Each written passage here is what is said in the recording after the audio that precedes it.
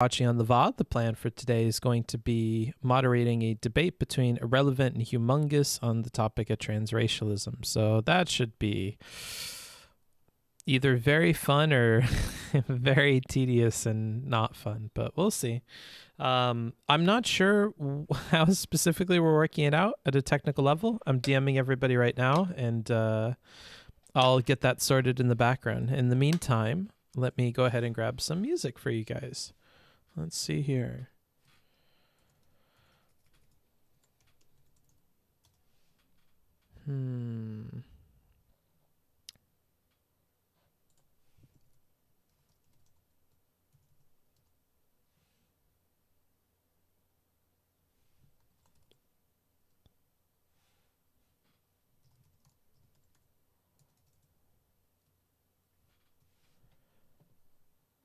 Fuck it. Let's play some Spotify music today. I'm getting a little bit tired of what I have available to me in terms of royalty-free stuff. So let's just do this. Why not? Let me grab something funky for you guys.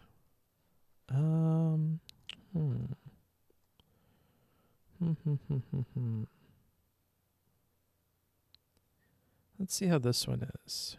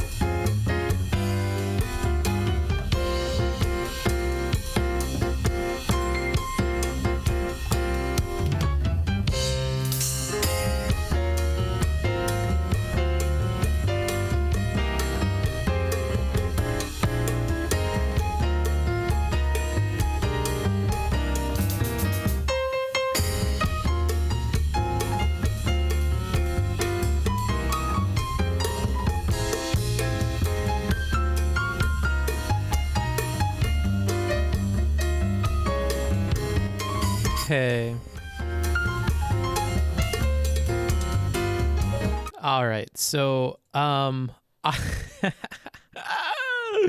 going to do it way differently than I pictured in my head. It's okay. Every time I take the back seat on planning things, I got to accept that they're going to turn out differently than I anticipated. I think we're just going to do it audio only. And because we're just doing it audio only, I won't do the video on my end either. I think I could just be a lazy streamer and just put a picture of Relly on the screen. So I think that I'll just do that, honestly. Maybe a boring stream because of that. I'm not sure. GTO is the best anime of all time. Yeah, it's pretty fucking good. Pretty fucking good. You are still on the art section. Fuck, man. I gotta fix that. 1 second. Let's fix that. Let's just get that out of the way real quick.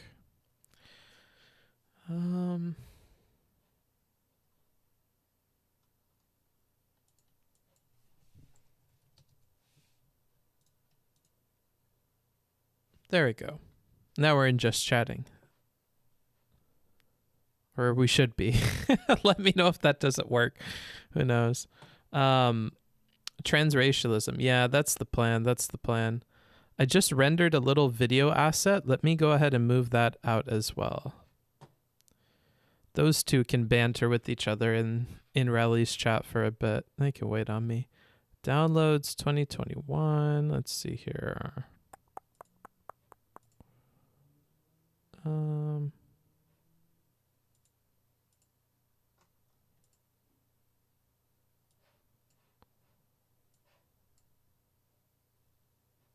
Well, that's not good. Properties. Filters.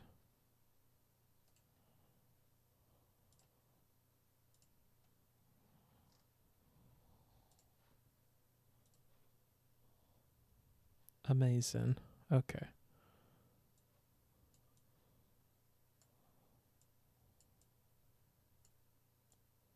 I stayed awake for this. Nice. I'm happy you stayed awake for it, dude. I'm going to switch over to my YouTube thing, and then we'll just watch Relly stream, I reckon. There we are. Okay, let me open up Relly's stream real quick.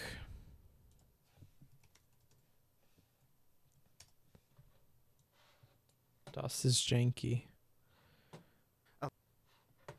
Allows me, it needs to allow me to make hyperlinks for certain words in the title. That'd be fun. So if I had somebody's name in my title, it could like link to their channel. I think that'd be really convenient.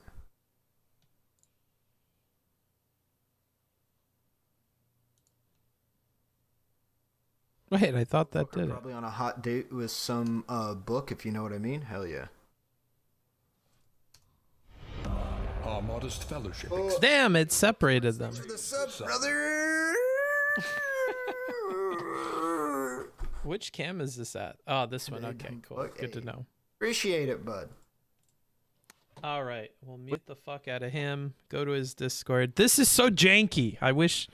I kind of regret saying no to Whereby. I probably should have said yes to Whereby, but here we are, alas. Let's get into it, huh?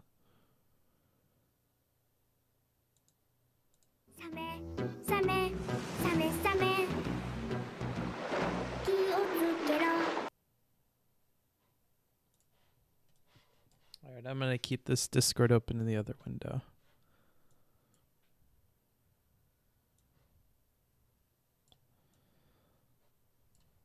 The Hugh Mungus game. Are you guys already biased? Is that what you're telling me right now? I'm in the waiting room. So whenever he is ready, I am ready. I'm ready to go. Rearing to go. Let's see. Let me pin this. Thank you for that. I appreciate it. That's very, very nice of you. Let me make sure I can see you in front of me with my chat. It's like still loading and loading and loading. I wouldn't worry too much about that. Okay. Hello. Howdy. How are you both doing today? I'm well. Okay. So, Book, how do you want to start this off? So if you wanted to start with like, Hugh mentioned he wanted to do an introduction. So if you want to do an introduction, you could do that.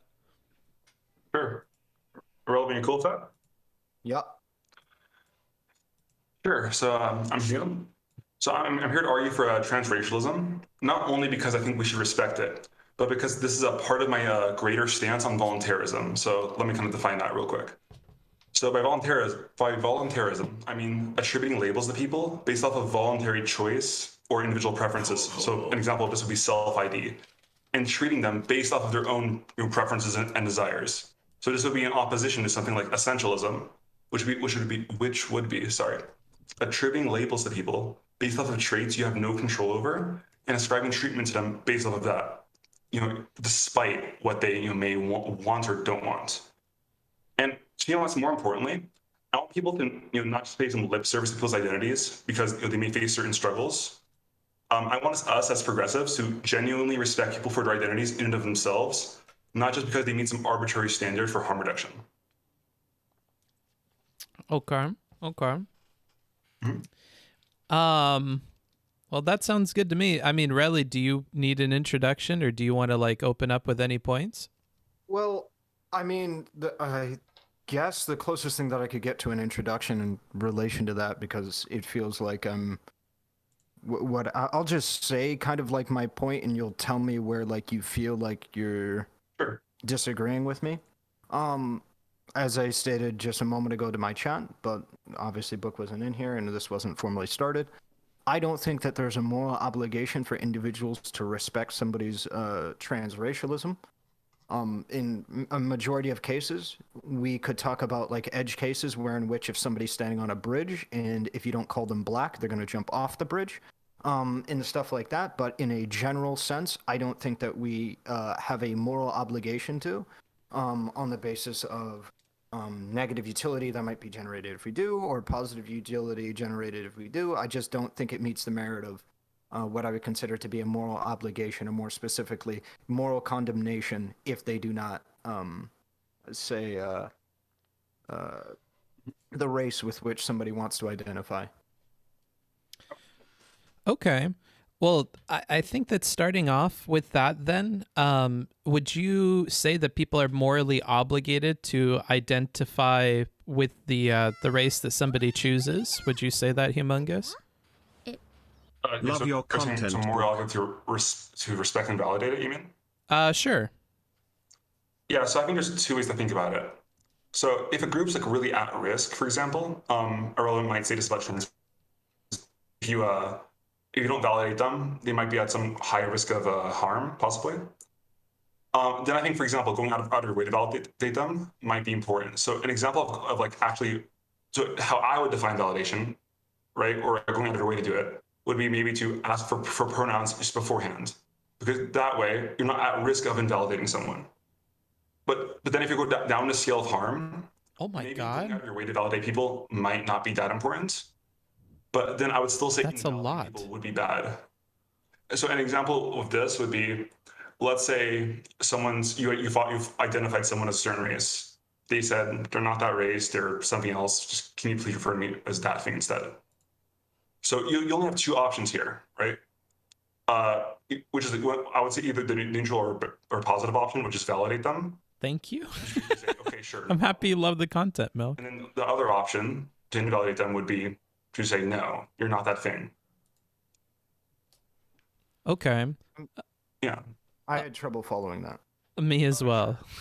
Yeah, no worries. Because I think Ahrelevant, I think we had this issue last time where you considered validation, or here, let me be more clear. So in a scenario, right, with the transracial person, I think you're obligated to, once you're aware of them, to not invalidate them. Now you may consider that, oh, I'm forcing you to validate them, and you're not obligated to do that. But I'm kind of treating that a little differently because of trans people. Because, for example, let's say someone's at real risk. So if someone's at a real high risk of harm, you don't want to even take the risk of invalidating them. So because that, I would say you should be proactive for maybe a transgender person. But for a transracial person, since the risk of harm I'm sure you'd consider to be lower, I don't think that the behavior would have to be as good or as great. But then I would say that doesn't mean it's okay to invalidate them. I would just say that means you have there's less work on your part that's required.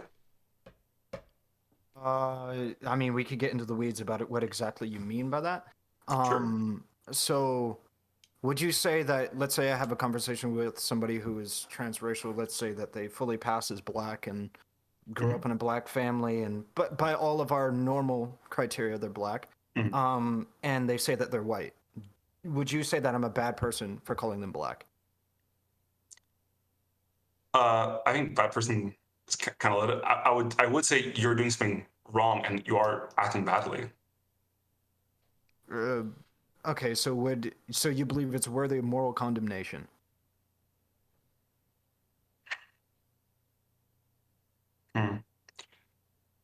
Yeah, sure. Perhaps we should start here. Do you believe in man, I hate to pick up this term, but do you believe in like a difference between a supererogatory position and an obligatory position, where an obligatory position must be met, otherwise the individual is a bad person, and a supererogatory position is one where in which if you take it, you are somebody that's like going above and beyond and like doing a really good thing?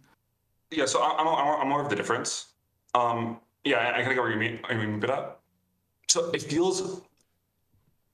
So I do consider it good to validate them here. Sure. Or maybe just neutral, but I would say it is bad to invalidate them here. So I think I don't. If I consider it bad, I don't think I can consider it a supererogatory thing, because I think you are doing harm, even if it's minor. Right. So it would be an obligatory thing for me to respect their racial identity. Yeah. Okay. Well, wait. So wait, to be clear, unless there's like maybe some other extraneous thing. Yeah. I'm not gonna just do some weird thing. So, the reason why I don't necessarily believe that there is because I don't think that there has been enough evidence presented to me that this is something that is so closely tied to enough people's like self-worth and their idea of themselves that I would attribute it to be necessary in conversation. And I remember in our previous conversation, I brought up this example before, but I'll do it again. I would put this at a similar level as like not respecting somebody's identity of being like a Marvel fan. I think if I say somebody in my chat isn't really a fan of Marvel, I don't think many of them are going to go out and like shoot themselves or hang themselves because I did that. Okay. And so that's mainly the reason why I just don't really care about, like, I'm not going to say if you don't recognize somebody's self-identity as like being a Marvel fan that you're not morally reprehensible. So that's my position. I would want to hear your justification as to why and why not, if that is your position. I would have to like ratify that somebody is a fan or what have you of X, Y, and Z. So let's say a Marvel fan. Let's say I say to you, I'm a Marvel fan, and if you don't respect that, like, do you believe that you are participating in a morally condemnable action? Yeah. So, do you mind if I probe what you said there, but? Yep. Sure.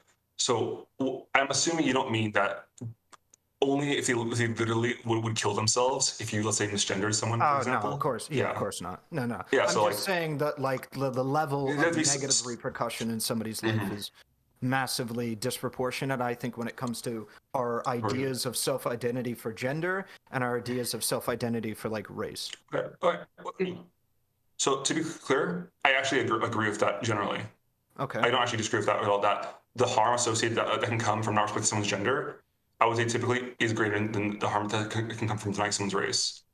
But I don't think that necessarily follows that, therefore, because the harm of a race is lesser, then we don't have to care about it. So Ahrelevant, I'm assuming you'd agree that if it required no effort or no extra, so let's say there's no negative utility generated from acknowledging someone, okay? Yeah. And there is some harm to not acknowledge them. Yeah. Even if it's very minor. I'm assuming then you would still say you should do it then, right? You should still respect that. I don't think, I wouldn't make it an obligatory statement, no. I would say by definition it would be a supererogatory statement. Wait. So I can explain in further detail if you would like, but otherwise go ahead. Well, from what I understand, you're a consequentialist or utilitarian? Correct. Yeah, so if there's a harm that you would enact, right? And it requires basically, for this example, let's say it requires zero effort on your part to basically prevent this harm. Yeah. And the harm that's going to be enacted will be basically your responsibility. It's your fault. If that's the case, then why aren't you obligated to not do that harm? Well, because I don't think that we live our lives looking at everything in that specific of a way, and I think we would literally like implode if we did. Because you would say that we should always say hi and be very courteous to every single last person that we meet. Otherwise, you're a bad person. Well, no. So in this example, we're talking about a case where you are aware. So we're not talking about trying. This is why this is why I tried to distinguish earlier between how I would say we should treat someone who's a high risk of harm versus low risk of harm. Because of high risk of harm, I would say you should actively be cautious. Of low risk of harm, you can just be very casual, and then only if you're actually aware of the harm that's going to take place, then you should just avoid it. Well, sure, but like you understand that necessarily, if we are nicer to every single person that we meet, like it will result in more positive utility, right? So then I feel like the argument then from your position would be that we should always be the maximum nice to every single person that we meet. No, that's actually so. Wait, so that's not what I'm saying. Okay. I'm not saying we have to maximize the good we do in the world or to be the best possible people we have to be. I'm just saying that if we know we're going to hurt someone, we shouldn't do it if we're aware of it, especially if it's easy to avoid. I'm not asking. So this is why I'm saying. This is why once again I distinguish the treatment. I don't think you're obligated to ask everyone, hey, what race do you identify as in the street? Mm-hmm. That would be quote unquote the best possible thing you could do. But I'm not advocating for that at all, because again, I don't think the level of harm associated with that is that large. So, and I don't think the issue is that big that would warrant that kind of treatment. So I'm explicitly not advocating for the best possible people we can be. So the reason why I don't really agree with this, I just don't think humans can operate like this. So like, would you say then we should never levy insults at people ever because that's a negative utility generated? We should never insult anybody? We shouldn't. So again, I think it's fair to say that we shouldn't generally personally insult people. But then I wouldn't. No, but okay. Go ahead. But would you say we have a moral obligation to never insult anybody? Okay, this is where like we're gonna have Booksmarts flair, because we can get into a philosophical discussion there, but I think what we keep glancing upon, which may be like a more interesting area to explore, is both of you kind of realize that on the spectrum of harm, there is some point at which you like start to or stop considering like playing along with whatever somebody's narrative is about their life, whether that's that they are this gender or they have this history or yada yada. We could talk about a dozen different dimensions of that. I'm wondering, on this spectrum of harm, for people that are in this transracial situation, at what point of harm does it cross a threshold for you, Relly, where you feel like I am obligated morally to identify with what this person is identifying? Like, how much harm needs to happen to that person by you rejecting it for you to like consider them in that way or validate their identity? So generally speaking, I think self-harm is a pretty good one, like physical self-harm, maybe like some kind of psychological or emotional harm coming to them in the form of like almost like not imposter syndrome, but you know what you and I'd be talking about, like a form of not like dual personality. You know what I'm referencing though, right? Like an attack on their like almost like their self dignity and stuff like that. Some kind of like massive displacement like that would probably be what I'd be looking for. But I think generally speaking, if I was to deny somebody's like racial identity, it would probably like dysphoria. I think that if I deny somebody's racial identity, it would almost certainly be like okay. I don't think very many people have such a high attachment towards this idea of transracialism. I think people have a high attachment of race, but not necessarily transracialism. Okay. Do you not think that maybe the people who would identify with the transracial label, like people for whom they actively feel like they're fighting against what people around them are identifying as their race, whether that's because of their ancestry or because of how they look, the people identifying with that label may be the people for whom race is that important, that it is harmful to them in the way that you describe, which is like feeling like your self-identity is being put into question. To me, that sounds like that would cross the barrier for most of the people who would identify with this label that care that much about race. It sounds like you would be doing harm by your own standards to like deny them that race. Whereas like somebody flippantly claiming that they are something else and not feeling one way or the other about it, I would be okay with that. And it sounds like you would too, because it wouldn't harm them. It's not their self-identity. If they're memeing about it, then it's not that big a deal. But for the trans race people, it sounds like that would be the case. Right. And so for transracial people, I mean, I've literally seen no inclination towards their stats of self-harm or anything like this. I've seen no evidence that they have any massive psychological repercussions, but let's assume that there is some kind of psychological repercussion for me as an individual, not stating that they fall in line with whatever race that, you know, they choose to identify as. I would say that given thing, that them identifying as that race of people, whatever it is, let's assume that a black person identifying as a white person, or a white person identifying as a black person, I think that group of people, or if they were harming themselves, I would be more likely to say that I have a moral obligation to do it, but I've just seen no evidence to participate in that. But that's be more of a courtesy and a respect thing. Not really so much as something I would consider to be like, how would I put this? Like, I think that the reasons why that are necessary, depending on the person, for you to be participating in transracialism either has to be rooted in some kind of racism or some kind of illusion of an idea of what you are capable or not capable of to be participating in, or what has been most common, which is just literally somebody trying to get something out of identifying as a separate race of people, citing like the people that identify as black or whatever to try and be able to say that they're one of the black teachers at a school, or trying to run an organization, citing them as being a black leader of some, you know, organization that helps people of color or something like that. So it's kind of hard to take this group of people seriously as a group of people that genuinely do view themselves as a race of people, when most examples of this group of people are primarily people that are either racist or people that are seeking to actively exploit being a race, saying that they're a race of people, just for like id poll purposes.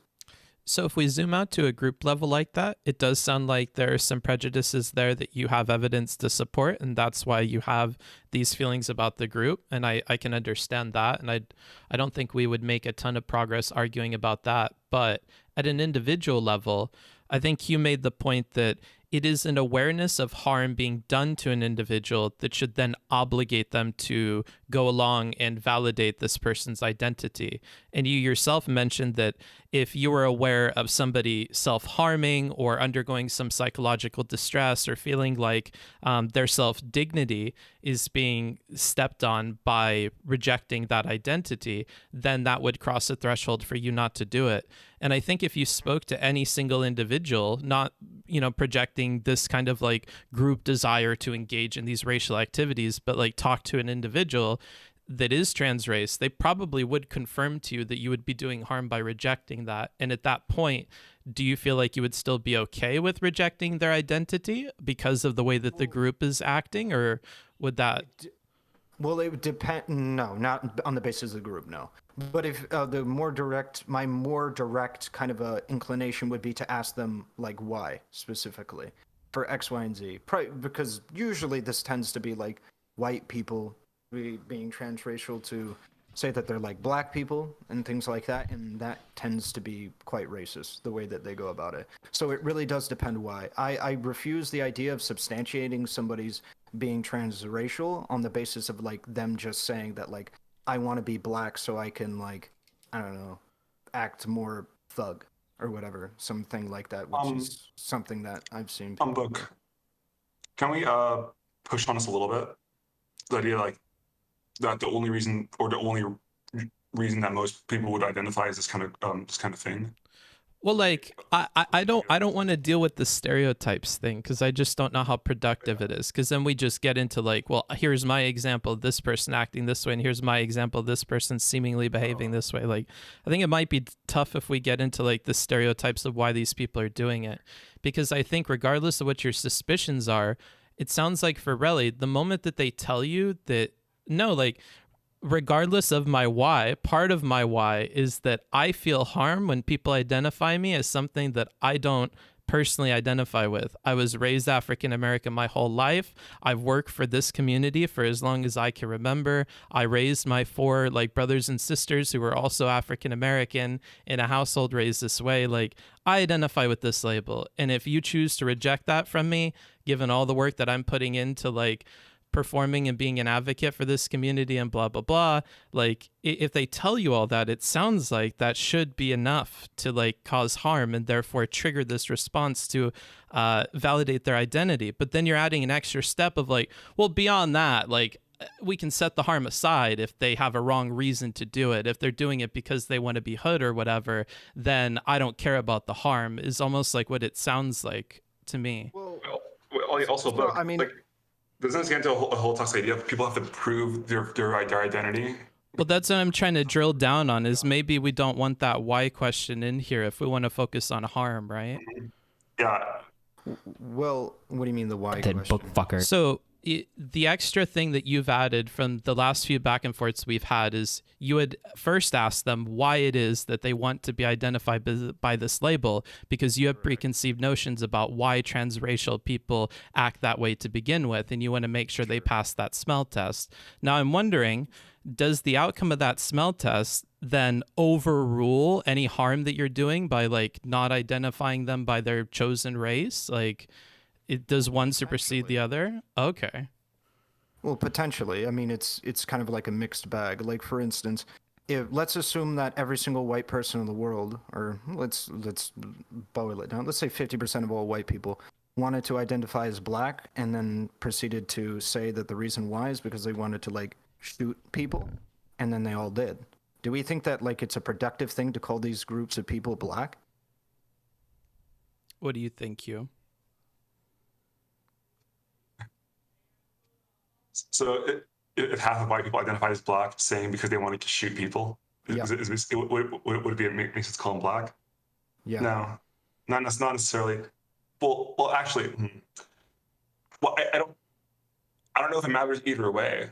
Well, I mean, so the reason why I say, allow me to just further extrapolate, Sure. because I don't think I added enough in there, to the capacity that we do with gender, right? So like when it comes to gender, right, when we would add trans people into like data statistics with like the genders that they might identify as and stuff like this. So essentially we would have, let's say we have every single white person knows a trick. And this trick is whenever they're caught or busted for a crime, they say that they're black. So that way the FBI tallies all crime statistics. So that way 100% of the people that commit crimes are black.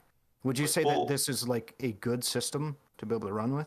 Or do you think that maybe we should go, this is clearly something that might be done. Yeah, this isn't obviously realistic. This is just a hypothetical to run. But you must agree, right? This is a criticism of any form of self-identification for anything. Like it's not like this specifically applies to transracial people. And I think it feels like the only reason you bring it up because you already assume people who would identify as this have a negative intent. Not necessarily. The reason why I bring this up, like, because I agree with you, this could be levied. Like, what if we had trans people, when it comes to gender, who just go out and commit crimes because, you know, they identify as, like, let's say they all identify as women or men or whatever, and they go out and commit crimes, high rates, right? And they move the statistics and stuff like this, right?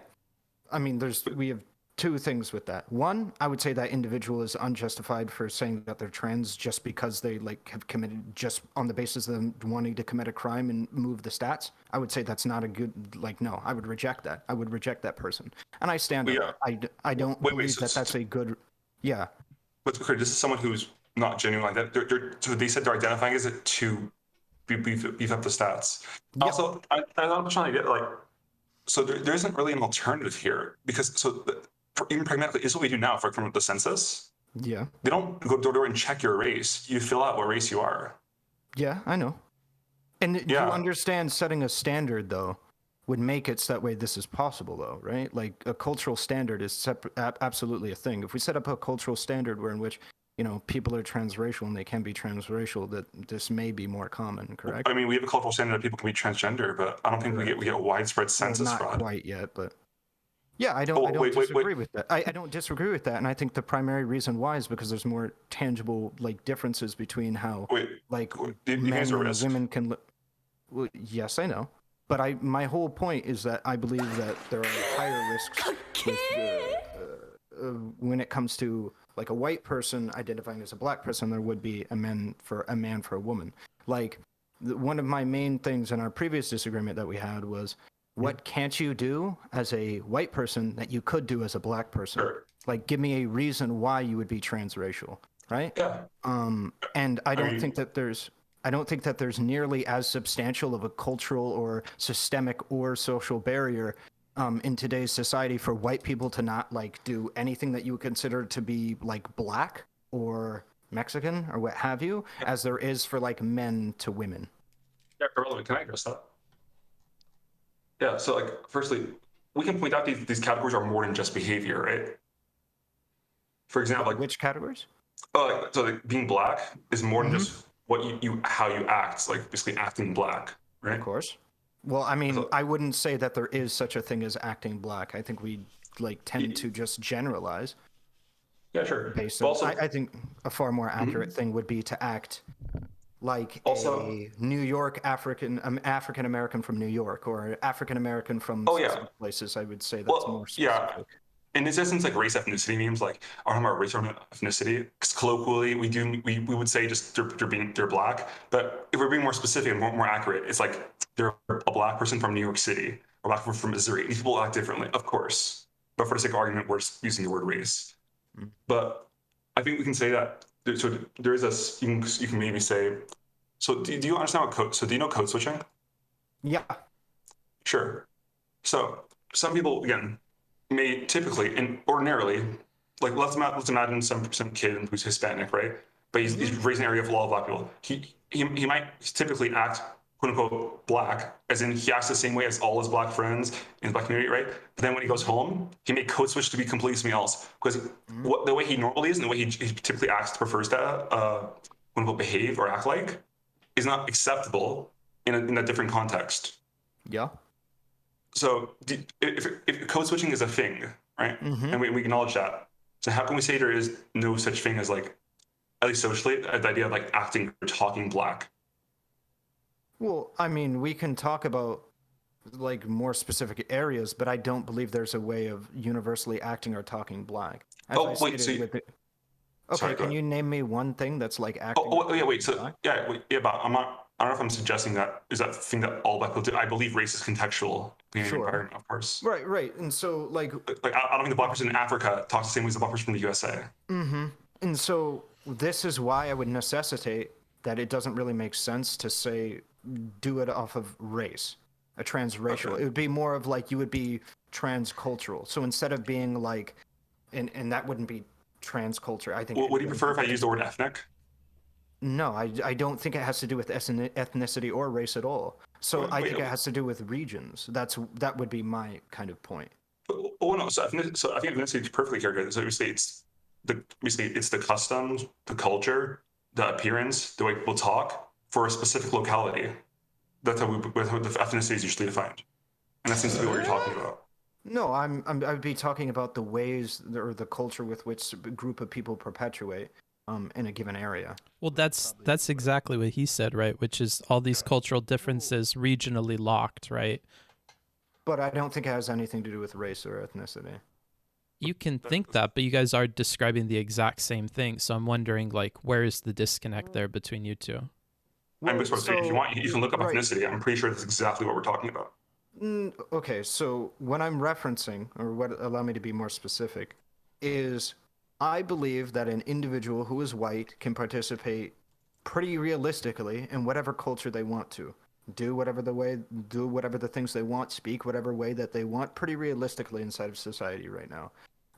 That I believe that it's pretty, like, I don't know why, to the point where in which, I don't know why a reasonable individual would ever want to be like transracial as a white person unless they hold some kind of idea or stereotype in their mind of a group of people that in order for me to listen to rap music, I have to be black, or in order for me to... I have to jump in here. Like, Yeah. I'm noticing like a recurring pattern here, which is like, we'll try to push on like where you guys are like finally building a bridge on something, but then we jump back to this stereotype that you have in your mind of transracial people and why they're doing it and all of the awful reasoning that these people have. And like, I feel like every time that we do that, we're kind of getting off track of like what we're trying to build. Like right now, when you two were like nearly identical on your definition there, like, but then we're jumping to, yeah, but the reasons are for doing it are bad. Like, okay, but we have to build something without going back to that. At least that would help. I mean, if you want, I can give probably two different responses. So one would be like, so we have such thing like as black, quote unquote, or POC only. This is getting difficult. Yeah.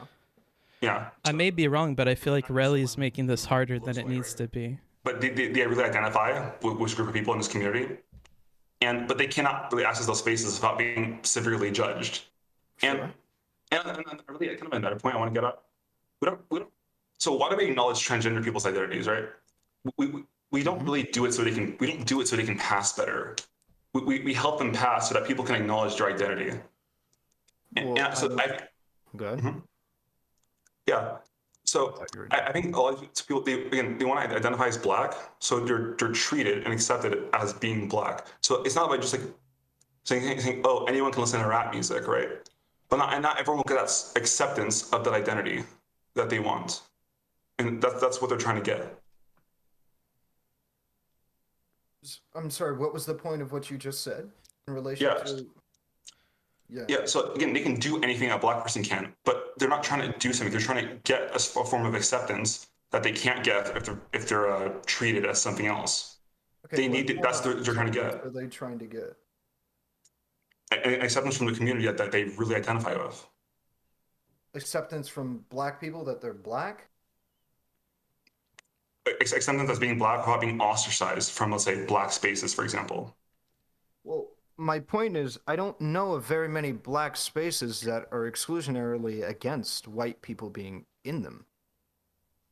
But they want to be accepted as black in the black space, though not treated as a white person. But I don't think that being accepted as black is a substantial thing to even care about in regards to this if it doesn't hinder your ability to do anything. But it's essential to them. It's a subjective feeling. Right. So this is why I brought up the comic book example. Would you say that somebody who identifies as a Marvel fan, like maybe you think that this is a form of pivot, but this is truly why I brought this up, is you would be saying that all self-identity is equivalent to all other self-identity. And this is why I brought up the original thing. Do you think that a Marvel fan, me saying that I'm a Marvel fan and that you should recognize me being a Marvel fan, that is the same level of necessity to recognize as somebody's gender identity? Yeah. Okay. So here, I'll engage that. So the issue I'm having is, yes, they're all valid, or okay, by valid I mean they all make sense as a category. Yeah. And also they're all worthy of respect. But again, how much credence you give to them, or how much care you give to these groups, can vary wildly depending on the harm that you associate with not respecting them. Yeah, which I can acknowledge. But at no point in this scale of how much we care do we reach a point where we say it's okay to basically not care at all. At no point here. So you would say that no matter what and always, if somebody identifies as a Marvel fan, I am morally obligated to say that they are a Marvel fan. Otherwise, I'm a bad person. Yes, in a way that if you acknowledge that what you would do, that they would be harmed by it. If you're aware of that, you're cognizant of that fact. But despite that, you choose to do it anyways, even though to respect them would require zero effort on your part. Yeah, I'll consider that a bad thing to do. Of course I would. See, I mean, it depends on the level of harm to the individual and their merits for doing it. But I would say in general, I don't think this is a substantial thing that people have to care about. Okay, I think that's okay that you two disagree there. So he's saying any amount of not identifying what somebody is choosing to self-identify as is not great. It's immoral. It's not something you should do. And you're saying like, well, I'm not sure if I'm willing to just say that for everything. Like it's going to be dependent on the harm of it. But then we got into harm earlier, and it doesn't just have to do with harm. It has to do with like your preconceived notions of the group and whether or not this person fits into a stereotype that you've cooked up about transracial people, right? It's also it's multifaceted, I would say. Like even somebody might be doing it for the wrong reasons, but I'd recognize it no matter. Like let's say that somebody is literally like, I will blow my brains out if I'm not recognized as black, and the only reason why I want to be recognized as black is because I want to commit black on black crime.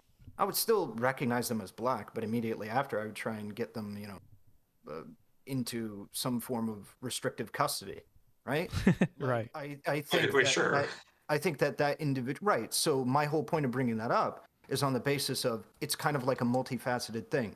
Depending on how much self-harm that somebody is willing to participate in, it's kind of like a balancing act with including the amount of harm that they cause to society. And I think that's perfectly in line with utilitarianism.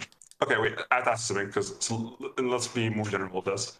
So let's say you have a button in front of you. Every time you press the button, someone gets like they get like a stub toe or a bee sting, right? So it's some very small harm. Because it's a small harm, right? Would it be bad if you just kept pressing the button? Well, it depends on. I genuinely don't think so. No, I'm gonna make a hard claim. No, because I think the availability.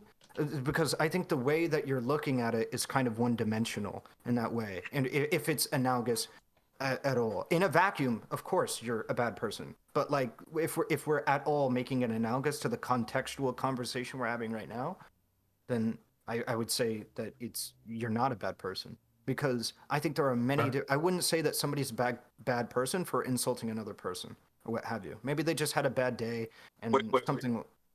Yeah. Sorry, I'm sorry. But maybe we shouldn't use the word bad person, but they think that they shouldn't have done that thing. I think it would be supererogatory of them, meaning going above and beyond to always be nice to everyone always and be courtesy of and give them the courtesy of saying whatever title they want. I don't care if they want to go by Splenorf. If they want to go by Splenorf, it's a supererogatory thing to call them by Splenorf, and that's something that you should do in that respect. But that's a supererogatory thing. I don't think you're obligated to do that. Otherwise, you're morally condemned as a bad person. Yeah. Again, is it because morally condemned or bad person? Is this because sounds really bad? No. It's because that's a very serious, like, philosophical condemnation, like a moral condemnation that fits in line with our principles, that has a lot of downstream effects, right? This is why I cited like the Marvel fan thing. I would not want to live in a world in which I have to constantly validate some dumb fuck who doesn't even know who Iron Man is, or only thinks that Tony Stark is fucking Robert Downey Jr. as being a Marvel fan. I don't think that this is something that like I want to substantiate. So by constantly validate, the only way all I said for that kind of person would be, don't call them a liar, or don't just say no, you're not. That's all I suggested for those type of people. Right. So like, I know it's that in itself is a world they wouldn't want to live in. Like that's too much. No. So like, this is a separate conversation now. This is a separate point, and this is one that actually, granted, we did get into previously. I don't think that this gives me the authority to just make fun of the person for being transracial at all. I think that there's a clear separation to me not necessarily recognizing somebody who's being transracial or what have you, and me actively making fun of them or humiliating them for being transracial. I think those are two separate things. I don't think I have to recognize that Rachel Dolezal is black in order to be, otherwise I'm a bad person. But I really don't want people going out of their way to say like, I don't know. You might have reasons for Rachel Dolezal, but like for transracial people as a whole are just like terrible people. But wouldn't you be going out of your way though? So let's say you're in a conversation with that person, right? And then you quote unquote, let's use the word misrace, right? So let's say you misrace them, okay? And they correct you on it. So there's two options here. Say, okay, sure, or no. Right? It's just we assume we're making some hypothetical where I have to either recognize I got an ultimatum, either recognize their race or I say no. Is this what you're talking about? Well, where's the in between here? Like, so if someone right. did correct you on that, right? So where's the possible in between? Yeah, I could just say that I don't recognize this person as a race with which they identify without. Yeah, but that would be invalidating. So you can only invalidate and revalidate it then. If they corrected you, that's all you can do. If you're giving me this situation, then yeah, I'd be invalidating them. Yes, but so there's no going out of your way. So you are going out of your way because it requires zero effort on your part to do the other thing. There's no difference for you. There's no negative utility.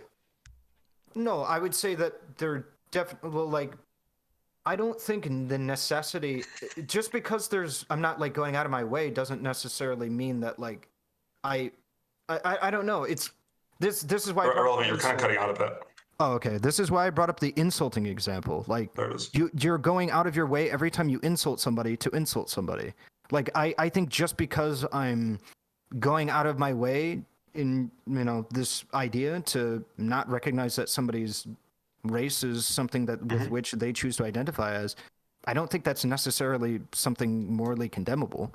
Like, because otherwise, I think you necessarily fall into a logical pit where you have to say that anybody that goes out of their way to make an insult is a bad person necessarily, because they're going out of their way intentionally, consciously to provide negative utility. Okay, I think we can actually distinguish between the two.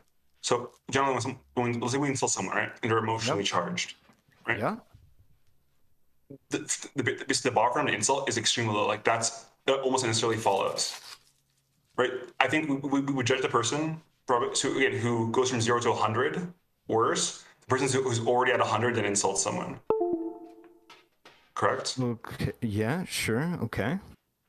Okay. So if someone goes again, I don't think everyone who insults people just goes out of their way, and I would actually judge the person who does go out of their way. So again, who insults someone at the drop of a hat for no real apparent reason, way worse than someone who insults someone during a fight or something. Sure, I don't disagree. Heated moments can obviously provide us with more contextual arguments for condemnation of given action. But like, can I propose to you a hypothetical in which somebody on the bus says hi to you? Do you have to say hi back? Because if you do not say hi back, it can come off as rude and provide negative utility. That's you not. I think maybe you can argue this decision, because that's you not doing something as opposed to actively doing something. I mean, again, it's like maybe the wait. Okay, so then hold on. It's the same. Okay, sorry. Then Hugh, I would then redact my statement, and then if this was, I didn't think we were.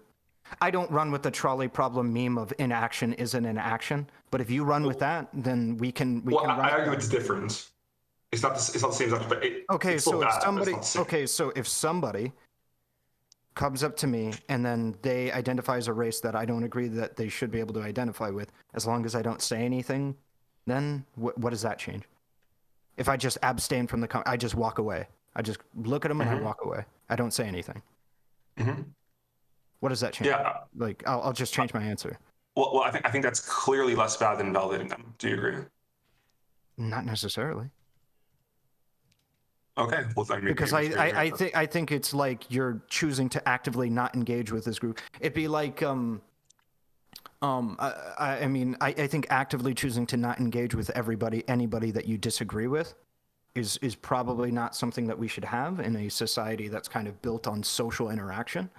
So well, sure, but I also think a rule that says unless we're sure it's going to lead to some big harm, then it's okay to just basically completely invalidate people's identities. I think as a rule that probably would lead to a worse society.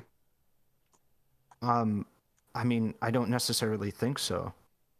And maybe it does, but I think that to meet that expectation of which you're talking about would be supererogatory on the level of every single time somebody on the bus says hi to you, you must say hi back, otherwise you're being rude. Because you don't disagree that when like leaving somebody hanging is a thing that is rude, right? Like if somebody says hi or like howdy to you, like looking at them and just not saying anything to them can be quite rude, right? Mm-hmm. And that generates negative utility because then that individual is probably not going to want to be courteous or kind to other random people because somebody was rude last time. So you would say then that the individual who is needlessly not providing positive utility by saying hi back to that individual is morally condemnable, no? I don't know about. I would say, but again, so we're disagreeing on. Sorry, is that it would create a better society. So you would agree, though, to be clear, that them saying hi or them replying back would be better. But Yeah. but then you can argue in how necessary is it that they do that. But we're not even there yet. So we're at a place where you disagree that would even be a benefit. No, wait. I agree with the idea that the person saying hi back would be. Oh no, I'm sorry. I meant in response to the. It's about when you disagreed with the idea that respecting people's identities on their face would you said it wouldn't necessarily be better. Not in every case, but for the sake of argument, I can agree with the idea that it would. Let's just assume that it was. For the sake of argument, let's just assume that it would. It provides some positive utility. Okay. And I don't think I agree with the idea that basically making rules that promote the idea that people either have to like prove the harm or prove their validity to be respected is a good value to have. I think that's kind of a moral hazard in a way. Well, I feel like I never really got a concise answer out of you when it came to the bus example. Sure. If I'm on a bus and an individual says hi to me, do I have a moral obligation to say hi back? Because otherwise it will generate negative utility because I'm being rude to that individual if I do not. So, do I have a moral obligation to say hi to that individual? No. In the same way, I did not say you're obligated to what do you call it? Validate them. I just said you're obligated to not invalidate them. Yeah. Well, the problem is I agree with that, but when your previous statement, when I said that like I don't have to recognize the race with which they are, say that they are, you said that that's necessarily invalidating. And so by doing that, over that. Yes, we do. So again, before we established a dichotomy, but for someone to have a third option of just walking away, then yeah, I wouldn't say that person's being a bad person. I would say, but they're definitely not doing something good, but I wouldn't call them a bad person. So your solution to instead of me saying you are not the race with which you identify, you think the solution should be to disengage? I think disengaging would be the closest thing to a neutral option here that's possible. Right. So I think that when it comes to that, maybe that we found our agree to disagree is I think in regards to somebody's racial identity, if they're transracial or what have you, and this includes like a multitude of other things, including like being a Marvel fan or a DC fan, I don't think we have a moral obligation to substantiate people's positions that they are actually of these things, because I just don't think that there's enough evidence currently that show that there's people that are massively hurt by these things, and that the reason, even of the people who are massively hurt by them, that they are doing it in what I would consider to be a respectable fashion that would perpetuate positive effects and positive utility inside of society. Like it seems pretty consistent that a lot of people who are transracial seem to do it for positions in academia or positions inside of certain institutions that would typically be reserved to black people, to the point where I would say it's unethical because they're usually reserved for black people with the express connotation that these are people who grew up in black households with, to black family and stuff like that, and grew up inside of these environments. I don't think that this really, I don't know. I think that this is not really something that I have to substantiate with acceptance. Yeah. So do you think there's a difference here? So, sorry, let me move on more. Do you think there's a difference between someone respecting someone just because of harm, but not because of anything under reason, or respecting them because they believe in that person, and they believe that person deserves? Yeah, absolutely. Okay. Yeah. All right, sure. So. And we say one's better, and one is what we should go for, and the other one not. Well, it depends on the context of why it happens. So, like, for instance, let's assume a reality in which, well, we can just keep with the Marvel example. Let's assume to every single individual that exists, every single last one, it literally almost didn't matter at all. I'm talking about the level of equivalence is like you seeing a leaf on your walk. Like, it's something that you almost just don't even perceive. Like, it almost doesn't matter to you at all whether or not you're called or substantiated as a fan of XYZ, let's say the Packers, right? Do you think that we ought to always substantiate whether or not somebody's like a Packers fan? I'll ought to always like sorry. So what do you mean by substantiate here? Recognize like that they are a Packers fan and say that you are a Packers fan. Okay. At minimum, we would agree that they're being a dick. I don't really think so. I don't Wait. think So you don't even think it's supererogatory at this point then? Sorry, I don't think the difference between supererogatory and not supererogatory is a dick. Supererogatory, typically, the way that I use the word, is for individuals that are going above and beyond, right? These people, like, if you're not supererogatory, that's fine. You're okay. You're average. You're not being a bad person. That's fine, right?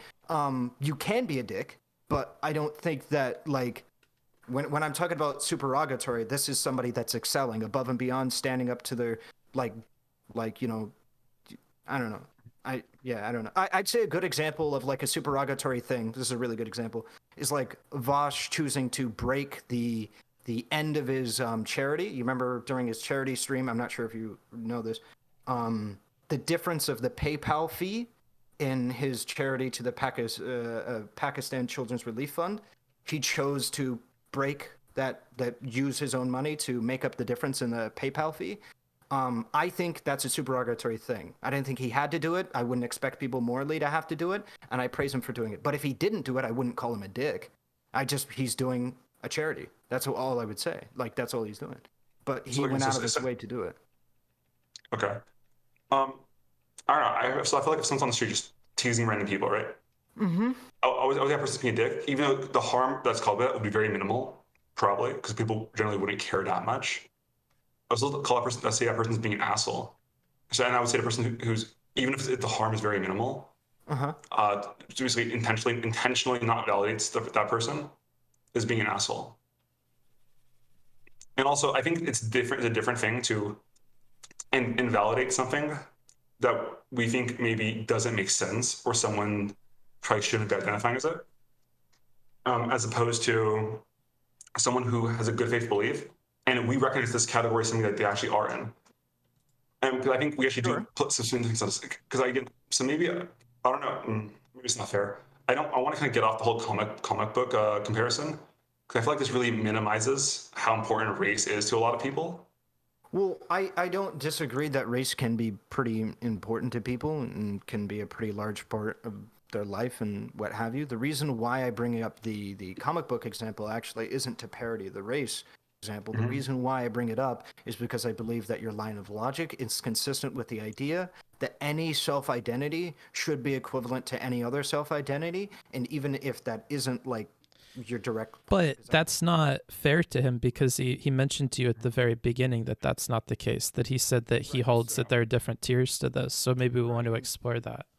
Right, and so that's why that was what I was about to say, is that I'm also exploring the idea that it might not necessarily be the case when it comes to like actually differentiating the levels of identity, because the comic book example or the fan example is used to illustrate what I would consider to be the lowest level of self-identity I could possibly think of. And if what you're saying is that you must fall in line, otherwise you are morally obligated to substantiate somebody's being a fan of a comic book, then what I would consider you to be participating in is a completely indiscriminate saying of all identities of any category must be substantiated and validated. Otherwise, you are complicit in a morally bad action. That's the reason why. Okay. I hope I made that clear. Let's like get some like numerical values to this then. So if we have a scale from 0 to 10, 10 being gender and 0 being comic book fan, where do you personally think race fits in on there? Me? Yeah. I'd probably put it at like a 4. A 4, okay. Mm-hmm. And where would you put it, Hugh? For gender 10, okay. I'd probably put it more like at 6. At a 6, okay. And where do you guys think the threshold for importance is here for like considering somebody's identity or trying to validate it? What number is that at? Always? Without Always. Well, because you had the question of why are you doing it, and that's going to determine whether or not you validate it, right? Yeah, correct. So this is why I'm asking the question of, but I also prefaced that statement with, if somebody has a gun to their head, I will call them whatever the fuck they want to be called. immediately. It doesn't matter what. Sure, but you also use that on the flip side to say, well, if I can identify some social harm done by this person being granted this label, then I can use that social harm to invalidate the way they feel about that label. Correct. That's why I'm asking for a clarification of what you want me to use the barometer for, because you said, what is your barometer for accepting this group of people and the validity of their claim? And I'm wondering if always, what you mean is always accept their claim, or just accept their claim like a vast majority of the time. Like one where in which we wouldn't have even had this debate, me and Hugh would probably be on the same side. Like, which one are you looking for? Sure, we can do vast majority of the time. That seems more practical. I would actually probably agree with Hugh's 6. Okay. And so race then for you is just missing that by 2 points. Do you think it would be possible for Hugh to convince you that race is actually a 6 for people, maybe particularly transracial people who feel like they need to like do that? Well, this actually in the previous. Sure. So book. I'll actually say, for example, gender. So so when I'm thinking of these numbers, I'm thinking of how people generally feel about it. But I think we're talking about someone who's transgender or transracial. I assume that both of those numbers would be higher. That gender is probably more important on average to the transgender person, and race would be more important on average to the transracial person, because they felt the need to actually change it or go against the grain instead of just go with how people said they were. Okay, so let's create like a parallel version of this for trans people. Where do you think a trans person is putting race on a scale from 0 to 10? A transracial person. Oh, a trans. Wait, I'm confused by the question. So say again. Yeah, so you guys are, I assume, like cis race or whatever the heck the terminology would be, and this is your scale that you've given for race. You put it at a 6 and you put it at a 4. If we take a hypothetical transracial person, where do you think they're putting that number at for the importance of race? So, I'm sorry. Out of 10, like in Yes. importance to them, if in 10 being like the equivalent of what we would consider to be like gender's importance to trans people. Yeah. I imagine they probably put it at somewhere close to like an 8. Okay. Somewhere close to an 8. So from that person's point of view, it would be reasonable that they think that you're kind of being immoral by not identifying that, because even if they took your perspective of thinking 6 is the threshold for that, probably in most cases, this is like pretty egregious from their perspective, right? Correct. Okay. But I mean, I would say the same thing about like the person that wants to call them a Marvel fan. Yeah, sure. But obviously I wouldn't put it at an 8, but you know what I'm talking about. Yeah. It's like for anybody that's actively going out of their way to be like transracial will obviously tell me as a person, tell a separate entity to address them as the race with which they identify. Obviously, they're going to be doing it with some measure of like importance to them, of course. But I don't think that measure of importance is necessarily something that I have to meet with substantiation. Fair enough. Wouldn't that level of importance be like super connected to the harm that would result from you respecting them? Usually, like, yeah, I would say, yeah, 90% of the time, but like it doesn't have to be, but yeah, like a lot of the time, sure. I think that what we're getting to though is like whether like a respect for a person versus like not necessarily respecting a person. I think it is impossible. Maybe this is a little bit of a disconnect. I think it is impossible to not recognize somebody's race with which they choose to identify as and say that you respect that person. I don't think you can respect somebody and for them to ask you to address them as like a race that they are. I don't think it's possible for you to say that you respect somebody if you do not respect or state or validate the race with which they say that they are. I would say that you're disrespecting them necessarily. This would probably go for most identifiers that exist, but I would say transracialism definitely meets that merit. And I would say that I'm okay with disrespecting somebody on that basis, because I don't think that we necessarily have to respect everybody. Yeah, so can we expand the idea of respect real quick? So, and Buck, you can tell me if it's not too far. So I think we're talking about acceptance. We're talking about I think much more than just, hey, I'm this thing, call me this thing, right?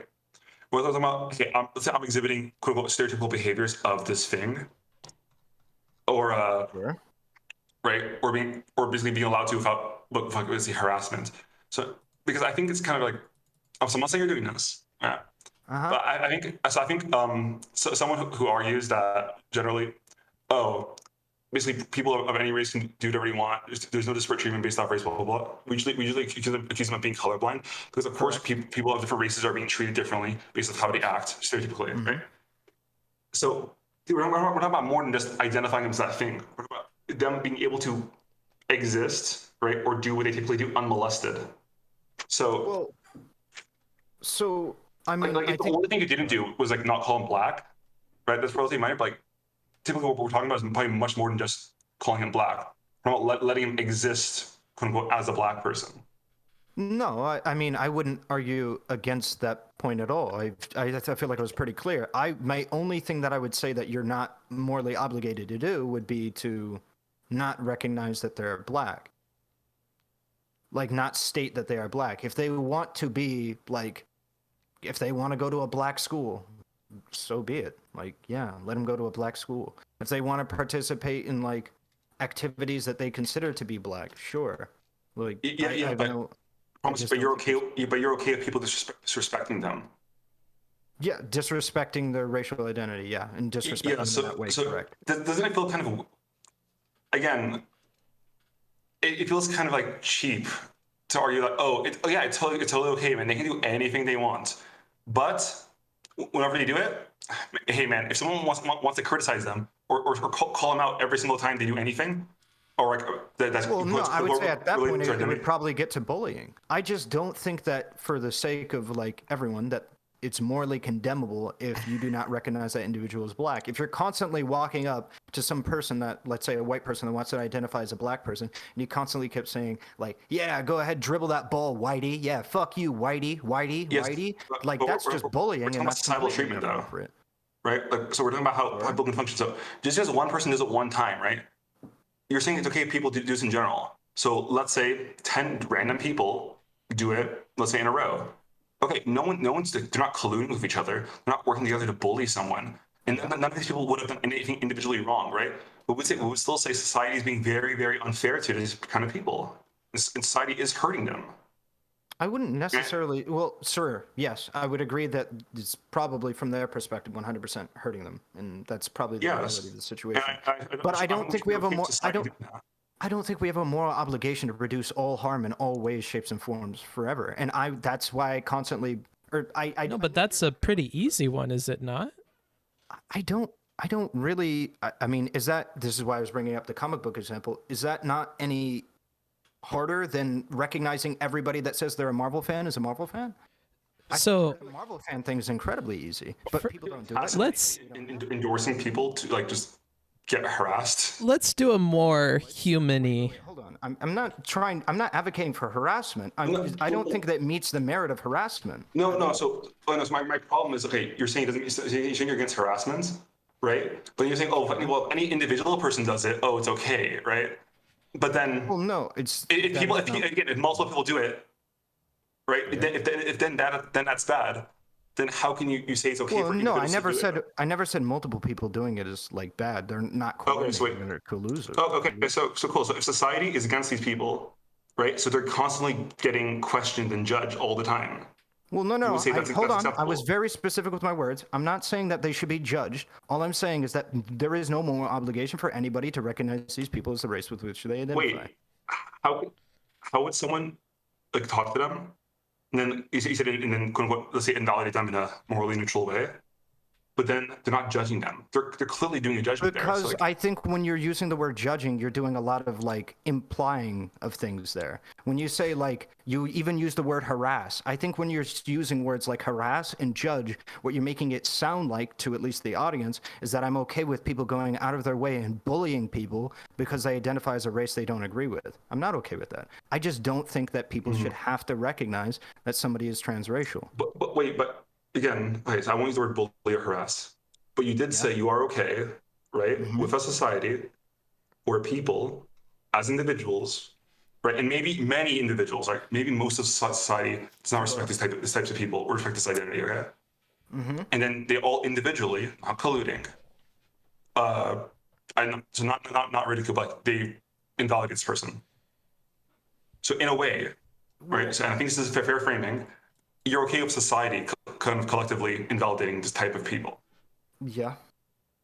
Okay. So again, I'm not saying we want to use for harassment, but I do think most people would consider this on some level to be a form of bullying. Maybe you don't consider it, it's fine. Okay, so this is why I was constantly bringing up the comic book. Do you think it's bullying if, as a society, none of us recognize anybody as like Marvel fans? Do you think that's bullying? If a majority of society, yeah, we're constantly invalidating this group of people, yeah, I would actually. Okay, so then maybe we can let's even run with that definition of bullying. Why would I care about that? Because it's making harm, bruh. You said you cared about harm.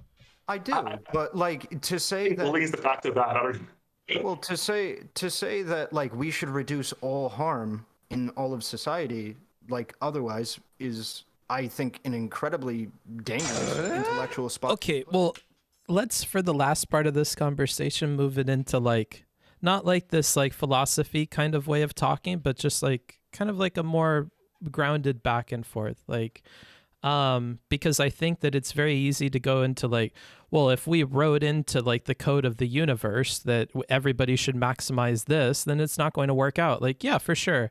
I just don't think it's a huge stretch here to like say that you are judging somebody. Like, and you mentioned your process for judging somebody here, which is the way their personal harm versus like the social harm of even giving them, you know, room on this identity. And he's saying that, okay, well, if we copy paste your argument system the same way you're trying to copy paste mine into like the God code of the world, like you're just going to produce a bunch of people that bully the shit out of other people. And that's a harm that you don't seem concerned with at all. Well, I wouldn't say so. If we're talking about the pragmatic reality of it, sure. Yeah, I think that my system could absolutely cause people to do harm, but I don't say that I would say that I would condemn that kind of behavior. Okay. I would condemn bullying. Like, I mean, any system. So, like, let's entertain even your system, or in which I have to respect everybody's identity, regardless of circumstance. Sure. Like, what if, legitimately, you have the scenario? I mean, you said you want to get away from philosophy, but I mean, this is how I operate, right? Let's say that every single white person that ever committed a crime checked that they were black, and so 100% of crimes were committed by black people. The problem is I just don't feel like those are as practical or as meaningful as like the other parts that we're talking about, which is why I want to get out of philosophy in general, because it's so easy. And I noticed that we keep doing this where you go to those corners and we can't do anything in those corners of thought. So I think that thinking more generally about like how these people fit into society and how these individuals that we know of presently are treated, like that's probably a better way of looking at it.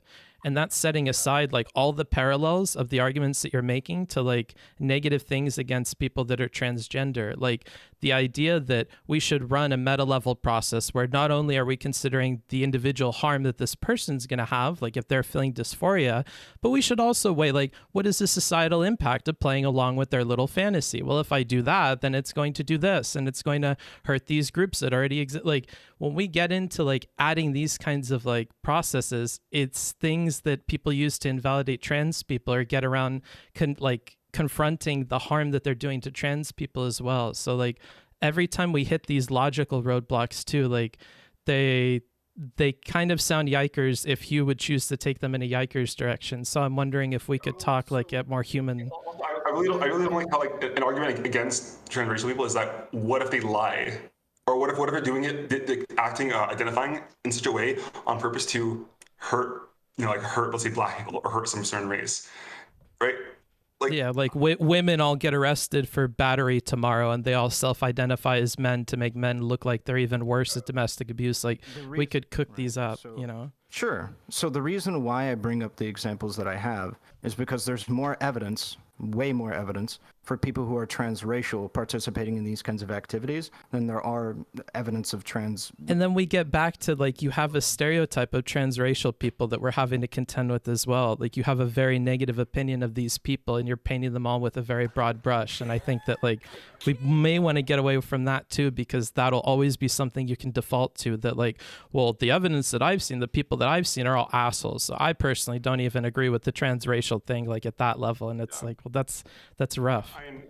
I mean, book, so two things. But so I know he's not trying to do this, but like again, so it does feel a little turfy. I know he doesn't mean this, but also, if should I just give an individual example and see how he feels about it? Sure. Go ahead. All right, sure. So let's say here actually I have a real example actually. So I'll let me just look at it so I don't misremember. I have a feeling like I'm being mean to Relly here, but Okay. A little load up. Sorry about that. Okay, here it is. So lady, her name's Sigrid E. Johnson, right? 60 years old. Sure. So for a long time, right? So she's a black father. yeah, you are. She raised a black Okay. father and a white mother, or a Native American mother. Eventually, when she got older, she found that she was adopted. Now, this person, right? She's a very, as the article describes, a very golden brown complexion. Okay. Okay. So she does look very black, and she's treated her whole life. She's living as black. Okay. Now, but she found out when she was adopted, she actually has no black ancestry whatsoever. Right. Okay. So this person, their ancestry is not black at all. Yep. Right. But they look black and they feel black. Yeah. So would it be fair, for example, to call this person, not to say a liar, but would it be fair to call a person wrong about their identity? Or we say that we should just respect them regardless, even if they have zero black ancestry, because they live their life as a black woman. Okay, because I don't take race exclusively off of ancestry. Wait. As me and you have had the previous disagreement about. Because we did not. We cooked up. Wait. Oh, I'm sorry. Go ahead. Go ahead. I keep interrupting you. Because previously we had the conversation. I understand nobody inside of chat necessarily remembering this because this was an entirely separate conversation. If we presuppose two white parents having a white kid that entirely somehow passes for black, and that person was given up for adoption into a black family and lived in a black area and went to a black school, as far as everybody and everything is concerned, that person is black. I don't think their ancestry has anything to do with that. So I don't necessarily recall exactly every single thing we covered last time. Sure. But Book, I remember Book was reviewing it, right? And Book. So remember how we're talking about, like Ahrelevant said earlier. Correct me if I'm wrong. We're going to stand by us anymore. Okay. They said basically just kind of two aspects to being black. One is like kind of looking / passing as black, so therefore society treats you as black, and the other aspect is ancestry.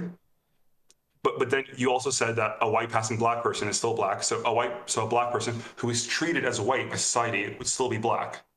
So you said that the only one thing that was exclusively reserved to that. Another aspect of what I would consider to be whether or not somebody is black is what the environment that they grew up in, very specifically.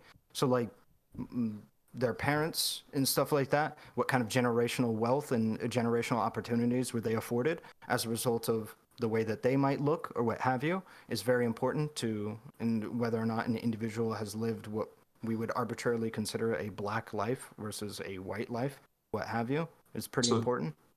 So what do they? Oops, I deafened. I don't have specific like lines that I would draw in the sand.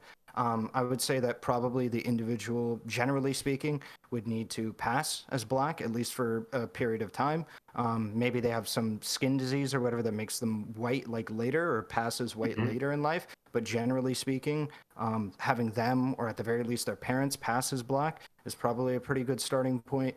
Having an individual, if not, then having an individual grow up inside of a predominantly black environment, where in which they may not have parents or what have you, could make them, in my opinion, what I would consider to be black.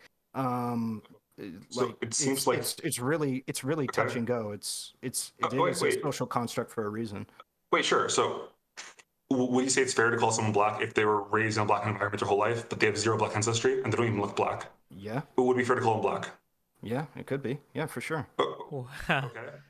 Wait. Okay. I don't. You know about Rachel Dolezal, or that lady, right? Yeah. Because that's her exact situation, but you don't want to call her black.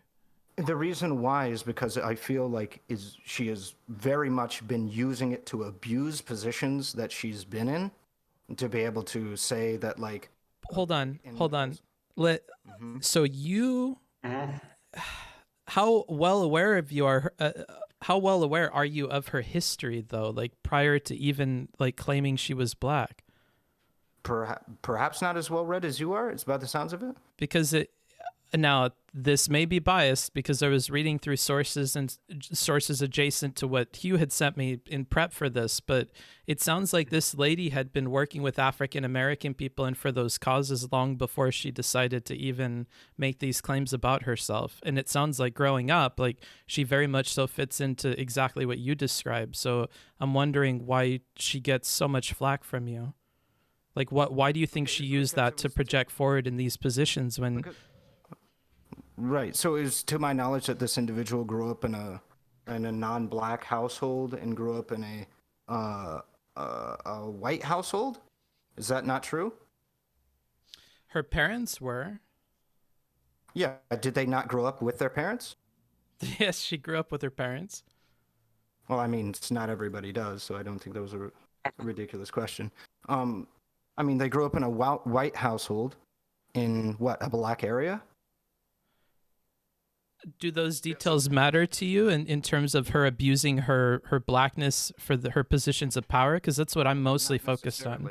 Not necessarily, no. I'm wondering where that stuff is coming from. What makes you think that, or where did you read that?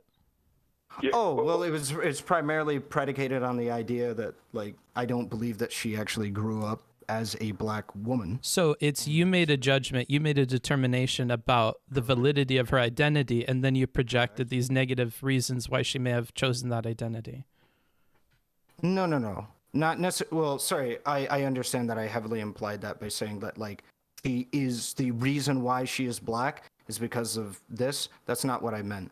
It's that she may genuinely feel that she is black, but she is using her race to be able to, or the race with which she identifies as a, I don't know how to say this in a non-loaded way, participate in activities that, like, would be typically either reserved for black people or with the express purpose of getting treatment that black people would typically get.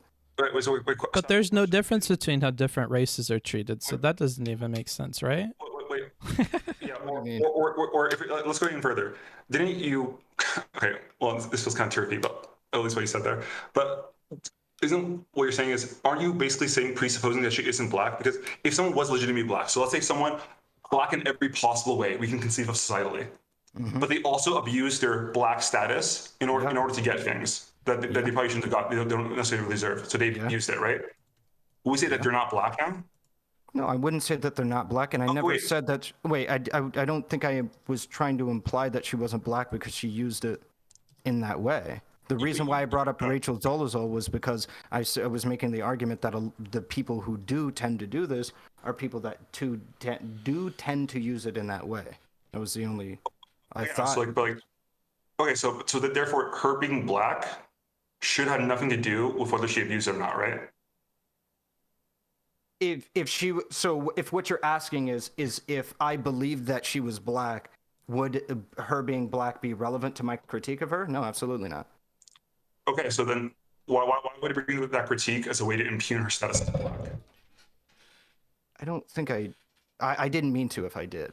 What I meant was primarily to show that, like, individuals who I believed participate in this action do it in a way in which they use their position of being a black person to be able to get what would typically be reserved for black people's spots. Okay. And who else is that based off of? Like, where is this wealth of samples? There was a recent one that Hassan made fun of. She was at a university. I forget. I think she was from, like, Brooklyn or something like that. So not like a study or anything, but like meme stuff that we've seen on the internet. Yeah. Because, I mean, we saw a bunch of that for, like, SJW people and trans people. If we really wanted to judge them based on, like, what's popular that people are reacting to from that group, I feel like it could become very skewed. I'm just so interested in, like, how much you hate this group based on these few examples, because I feel like normally you're pretty based. I wouldn't say that I hate this group, but if you're interpreting this based off of that, then yeah. Well, you're saying that for the most part they have these intentions and they're engaging in these activities and snaking their way into positions. Perhaps I'm not articulating it properly.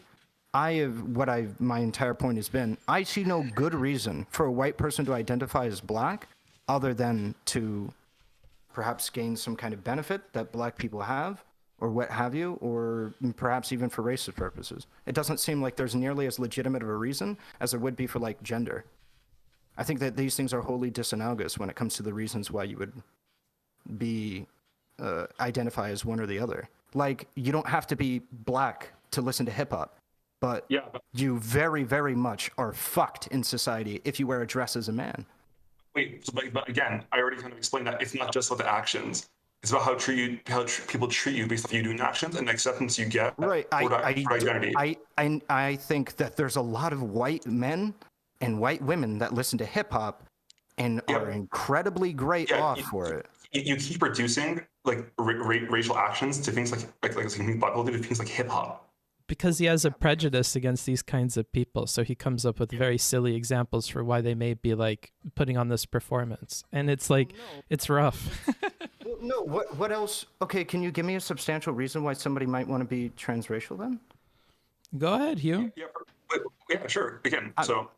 At this point, I feel like, Book, you should be giving me a reason as well. Wait. So to be clear, you already turning into a two. Okay, so I'll give an example. But so to repeat though, earlier, you already said that basically, if someone's just raised in a black community, they identify as black, you have no issue with that, and they're black to you. Well, right? It depends. So like if they have. Okay. It does depend. So like when we. Well, didn't you just say that's already? Well, no, okay, I believe what I said was if they're raised inside of a black community, like on their own, like homeless, without like a white family or Asian family, or we don't have to specifically talk about white people, then yeah, they absolutely could be black. Like a homeless or an individual who does not specifically have like the benefit of a non-black family is raised in a black environment, either they're homeless or they're raised by like a black family or what have you. Yeah, I think you could make an argument for them being black. Okay, sure. But, so to be more general, so they don't necessarily need ancestry. They don't necessarily need to look black. They just need to have some kind of experience that maybe we associate with black people typically. Sure, fine. So do you think that some white people can get this experience later on? So basically, they don't start with this experience. Maybe like as a kid they don't have it, but later on they can get it. I don't necessarily, because I think a lot of it is internalized at a young age. I do. And I think that's kind of a part of the experience of being that group of people. Yeah, but can you? Okay. Is there a way for you to like justify that without just saying it is because it is? No. Well, there isn't a way for us to do this with any of these social identities. Well, I say if they validly identify as it, then that's a good enough reason. And we apply this for every other category. Or at least gender, at least, which you accept. No, the point of contention is you are, I'm not. I'm not okay with the idea that, like, I have to respect somebody's self-identity as a Marvel fan. I don't think Wait. Right now we're not talking about respect. We're talking about what people are. So, for example, maybe it's a little leading, but you can tell me if you want to answer it. What makes someone like a transgender? Like, why would someone be transgender? Why would they identify as such? Oh, because you're not able to do certain behaviors or view yourself in a specific way without society saying specifically you have to be X, Y, and Z to participate in it. So let's say I'm a man. I'm definitely not very much not allowed to wear a dress. Otherwise, I could get physically assaulted at a very significant rate for wearing a dress out in public. Even the idea of me wearing a dress is rooted inside of a lot of media as being not an okay thing for me to do. And I just do not believe that this exists for white people doing anything that might be considered black. I don't think there's like media that shows that white people that listen to hip hop music are like intrinsically bad or anything like this. And often, especially with young people, it's seen as cool. You are seen as a cool white person if you listen or do anything that you would consider to be black. The reason why I'm drilling on hip hop music is because nobody has yet to, in this conversation, given me a good barometer or a good thing to do that you consider to be black that white people cannot do, because I don't think it exists. So I gave an example, but it's just not satisfying to you, which is, again, being accepted as a black person, especially when you really identify as that, which is important to these people we're talking about. It clearly is. Now, again, you don't consider it something that's important. Fine, fair enough. But they do. And so you're invalidating everything they're feeling by saying, oh, well, it doesn't make sense you feel this way. I'm sorry, say the one thing that you believe is a good example to use instead of being... instead of like hip hop and the things that I was using. being accepted in a public space or in a social space as black. And that's supposed to be like something that like white people can't do. Again, well, yeah, it's something they can't do. But also, again, you basically invalidate by saying, oh, well, who cares? It's not a big deal, right? They're not being actively discriminated against. They're not being oppressed. They're not basically not able to do all these actions. But again, it's really important to them. But you're saying, oh, well, I don't care how important it is to you. I don't really care how you feel about it, right? In my opinion, based off my standards, your feelings about this are super overblown, and I don't care about them. I'm sorry. My feelings are super over. Are you saying that to me directly? No. I'm saying you believe that these transracial people who think that's really important to them, right? You're basically acting as if their feelings are overblown. No, I think that their feelings are perfectly valid. I just don't think that it meets merit when it comes to active societal discrimination to the same degree that like gender does. No, so you said you don't think they should care about this. No, I just not necessarily that I don't think they should care about it. I think that anybody. Okay, then I misspoke, and I'll redact my statement.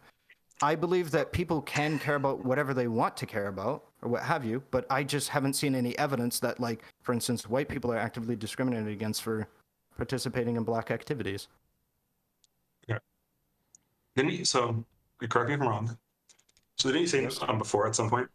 Or maybe in the last conversation, I'm sure not right. That, let's say there was very little different treatment, right? Let's pretend it's very little different treatment, but based off the races, or let's say based off gender in this case, right? Yep. So you said basically the reason people identify as, let's say, transgender, is because they can't act in a way that they want to act unless they do that, right?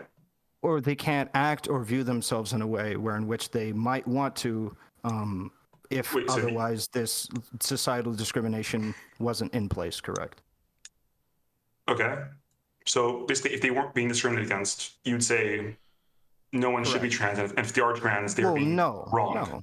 No, I never said that even for hold on, I never even said that for transracial people. What I said was didn't you say this last time?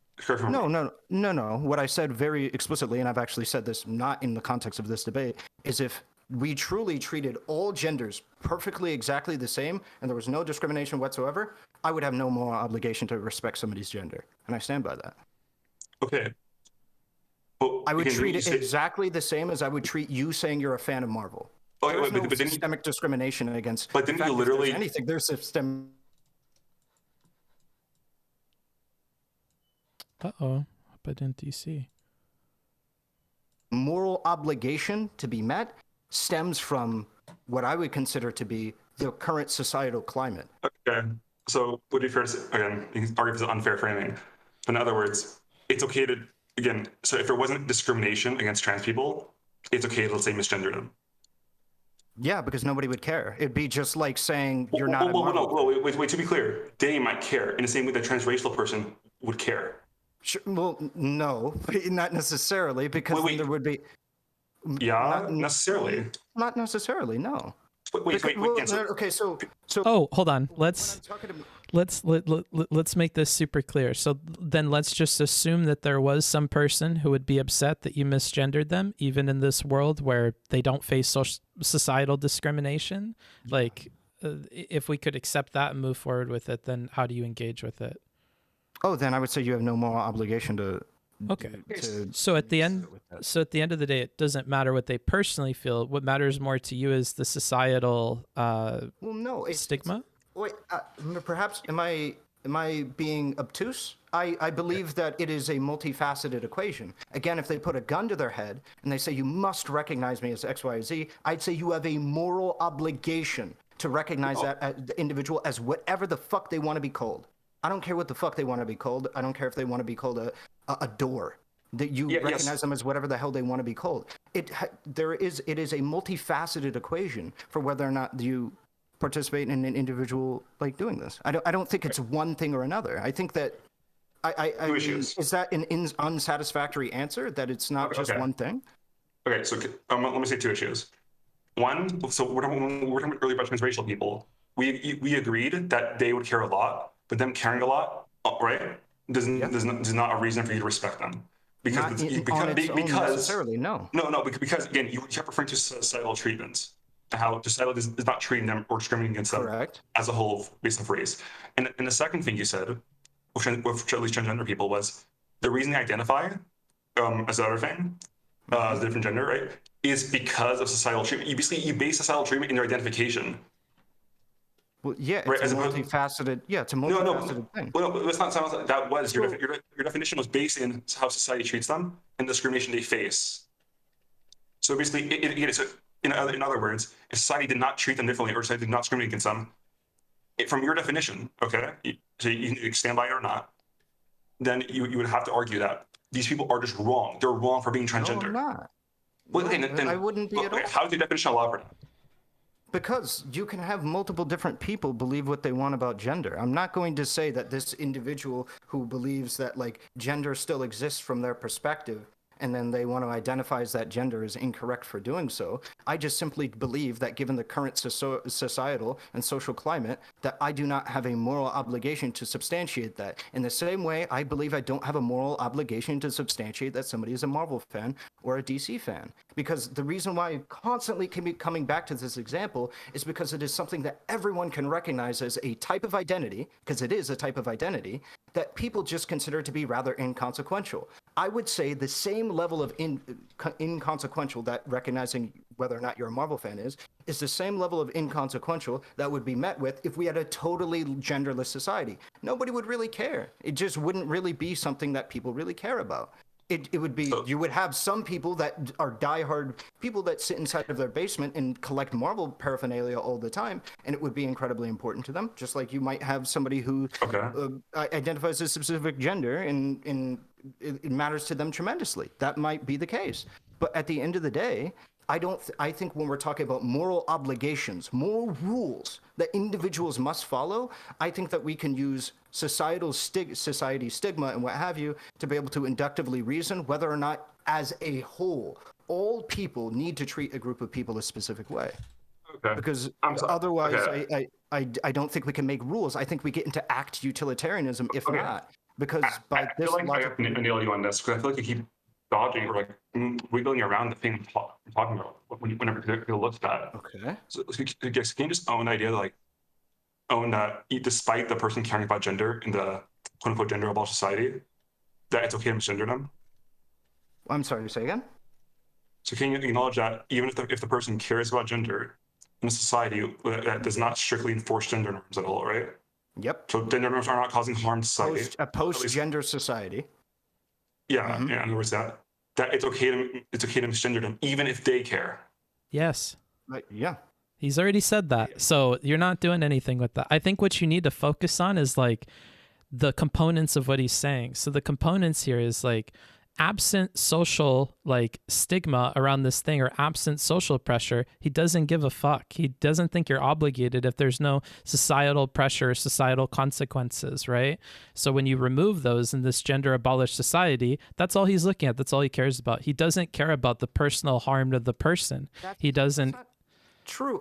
Okay, I'm actually wondering, this is a multifaceted like equation. I care. Okay, think of it. We can maybe bust out paint. It's a multiplication formula. I got paint on my stream if you want to look at it, because what I'm confused about is like you have been like very, I don't know, maybe it's the way it's being argued, but you haven't given any credence to that personal aspect. You said you don't care if there's no societal pressures, then just like in the gender. Not given credence to the personal aspect because he keeps highlighting every time he's asking you this question about you being okay with the misgendering. He keeps highlighting if that person feels dysphoric, if that person is feeling these feelings, you would still do that, and you jump over that and you go, okay, well, yeah, I don't care because there's no societal things against that person in this hypothetical. Then where does in this equation or this idea of where you think I'm at in my line of logic, where does my example that I've given 2 or 3 times now of if somebody has a gun to their head, you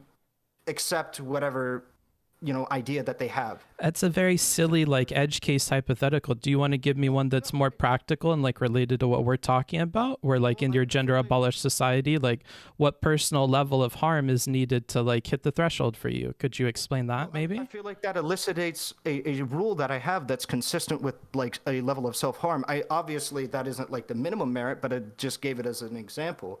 And I guess I assume that didn't require further extrapolation, but... Well, that's a pretty crazy example. Could we make one that's closer to what we're talking about with a gender-abolished society and somebody who's feeling personal harm? Like, where does that break the threshold? I would say that if you have evidence that somebody's, like, self-harming, like cutting themselves because you don't recognize that they're, like, you're not referring to them as X, Y, and Z, that you should refer to them as X, Y, and Z.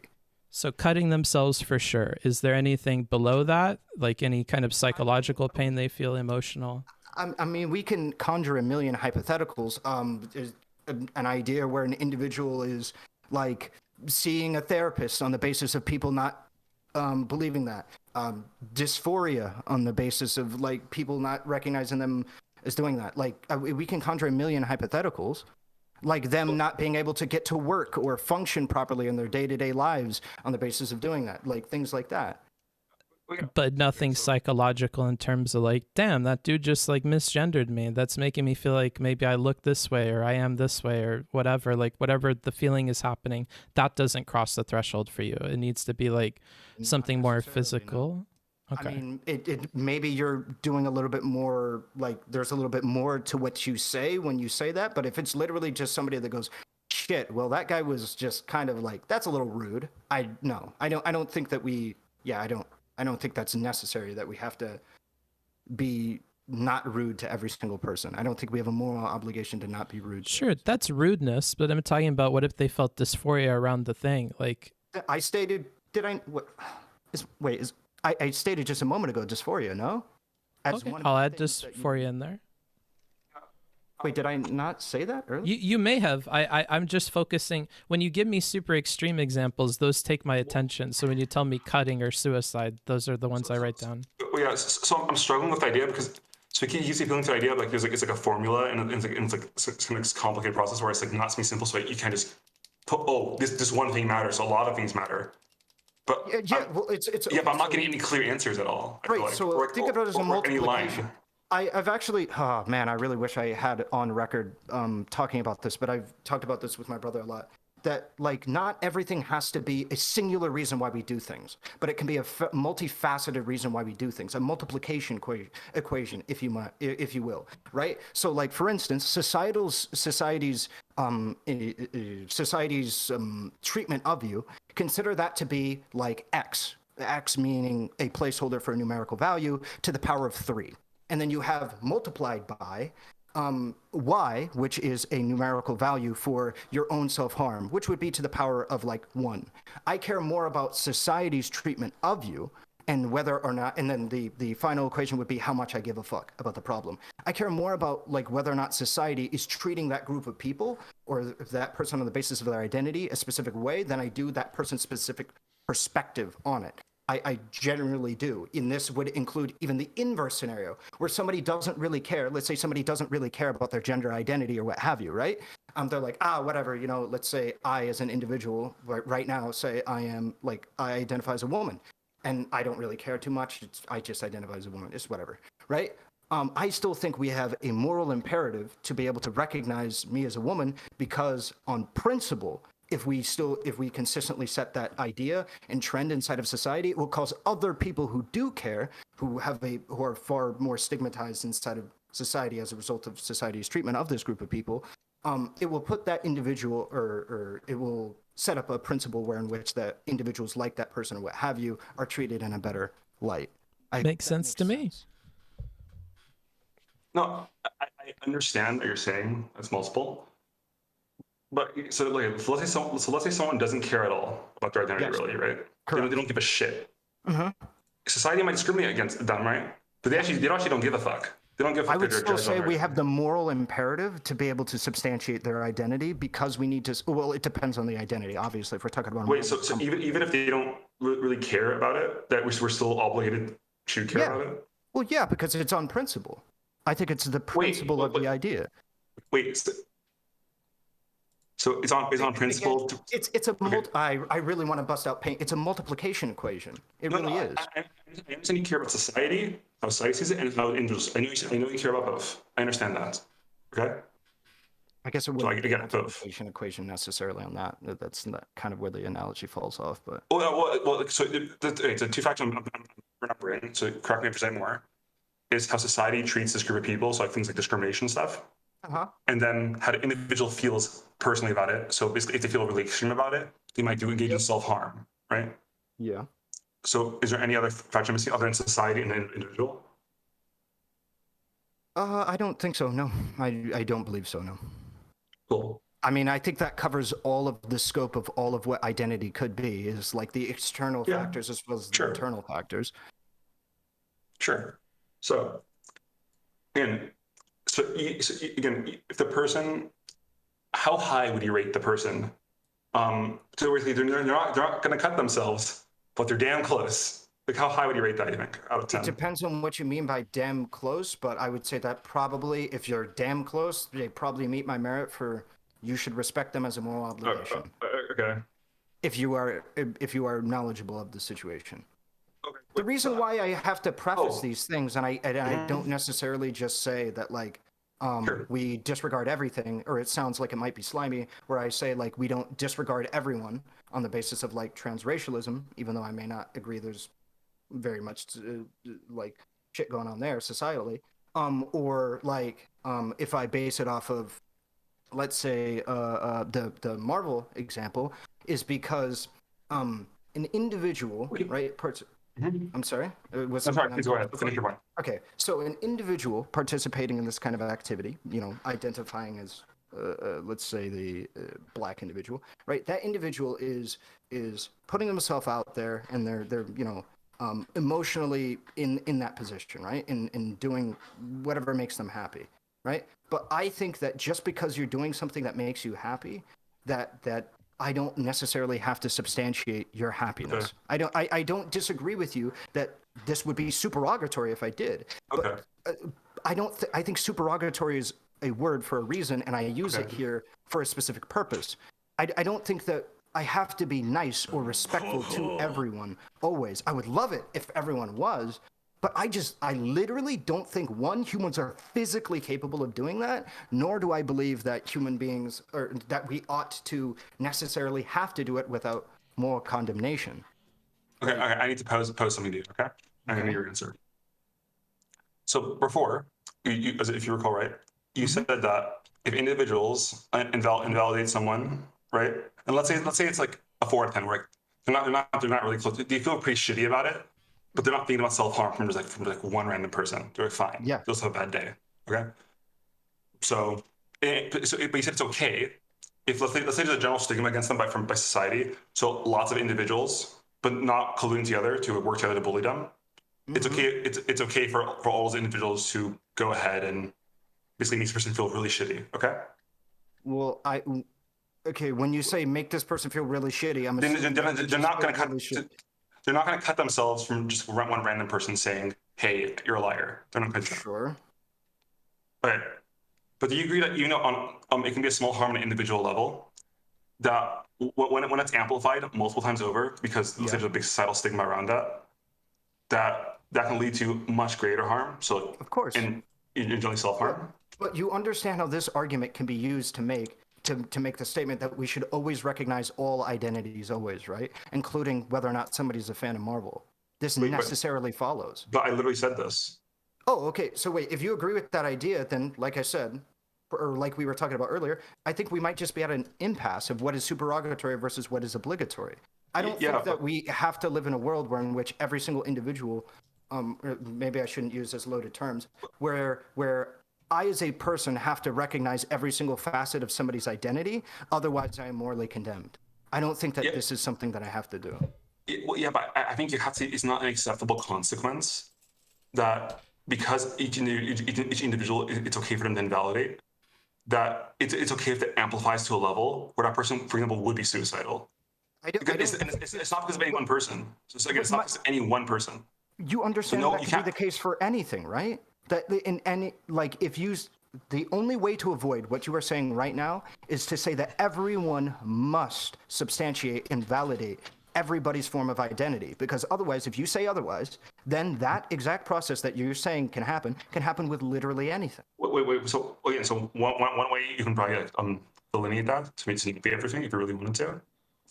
Sorry, would what? be to say that so one way that you can separate it from that would be to say that so here it is. Would be to say that if you think this someone that gets bullied a lot for this, maybe don't contribute to something that would, and you're not bullying per se as an individual, but you are piling on. So again, if you think someone's getting piled on a lot, that means that you probably shouldn't pile on, and it'd be bad if you did. Yeah, I don't disagree. Right? Yeah. This is why I said you can come up with literally a trillion examples of where I would argue that you ought to substantiate somebody's racial identity if they're transracial. You can literally come up with a trillion. My thing, I mean, we could do this all day. If you have a 7-year-old kid that is being bullied on the playground for it, you should probably do that, because that individual may not be the most mentally stable after getting bullied for it, and things like that. Right, but in what we have right now in our society, and I'm sure you would agree with this, someone identifies as transracial, we can expect they'll be ridiculed on some level. We can actually expect this. Sure. We think it's predictable. I do not disagree with that, correct. Okay, so if nothing else, at least in our current society, wouldn't he then say that people are obligated to respect them? Because to not respect them would be to be okay with actively piling up on someone you know is getting bullied? Well, not necessarily. It depends on their environment. Or can reasonably predict they're getting bullied. Well, not necessarily. It depends on their environment. So, like, let's say an individual that's a recluse who like only plays video games online, who never tells anybody their race whatsoever. I don't think there's a moral obligation for me to substantiate. But that's again, that's expecting you to know the context of every single specific person that you ever interact with. Right. I don't believe that's reasonable. I would say we can make reasonable statements that some identities, right, we can assume are a lot more bullied than other identities. Is this fair to say? Of course. Okay, cool. And trans people, someone who would identify as transracial, would easily be on like pretty high on the bullied identities tier list. Well, it depends, because not everybody who's transracial lets everybody know that they're transracial. Well, I know, but again, you just said it's okay. We can make some reasonable assumptions, right? In general, you're right. I'd say, generally speaking, that if somebody is like out with their, maybe I should have been more specific, out there with them being transracial, that they are probably going to get bullied for it. Almost certainly. I've yet to see somebody who isn't. Perfect. So again, you are aware they're getting bullied typically, yes. Okay? Correct. So it's a safe assumption.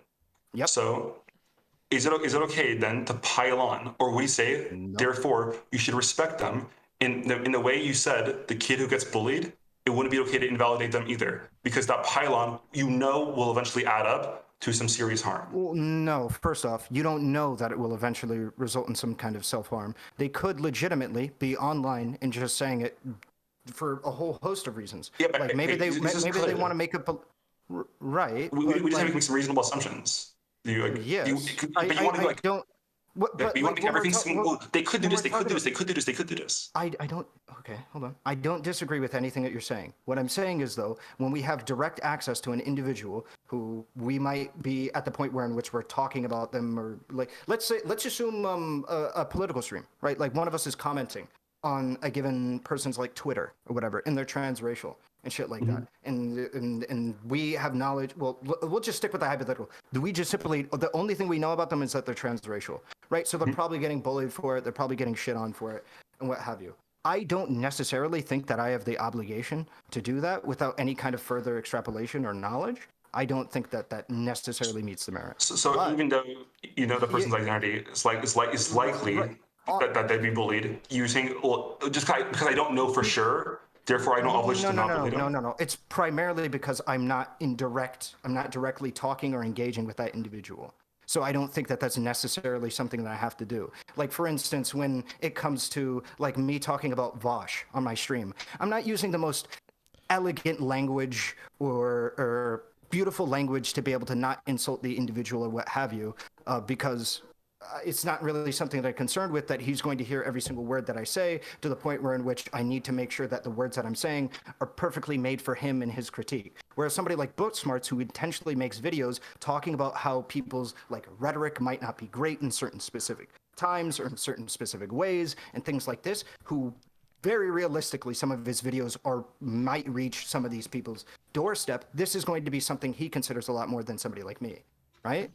Like I'm not too worried about my words reaching ContraPoints. Maybe I'm pedantic, but so you're mentioning examples of big content creators who probably deal with a lot of stuff. Instead of like talking about like let's say a random transracial person. Yeah. Do you think it's fair to say like it's not really analogous to compare content creators to, let's say, a random person who just happens to identify as transracial? Sure. Yeah, I would say that's probably not a perfect analogy, but that's one where we went to. If you want to go to a more average person, we can. These analogies suck. Let's talk about the formulas, and let's get back to like what Relly's side of this argument is. So Relly told us that there's this X value that we can go ahead and cube because it's going to be the most important one, and that's going to be how society treats people. What is the societal treatment towards these people or towards this identity? How are they going to be impacted by their society? And then we're going to multiply that by Y, which we could call their how their self feels about it, right? Am I correct so far? Yeah. And that's going to give us the harm formula that you're going to use to determine whether or not you should feel obligated to identify. Okay.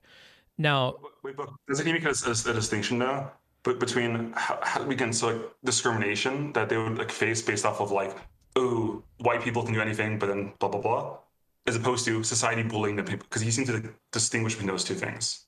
Wait, I'm sorry, what? Let's ignore Hugh because he's not going to lead us anywhere productive for 2 seconds. Oh my god. Because it won't matter. And then you guys just had a quick conversation where it seems like, Relly, you're aware that the societal treatment for transracial people is not good, right? Like that value is not looking great.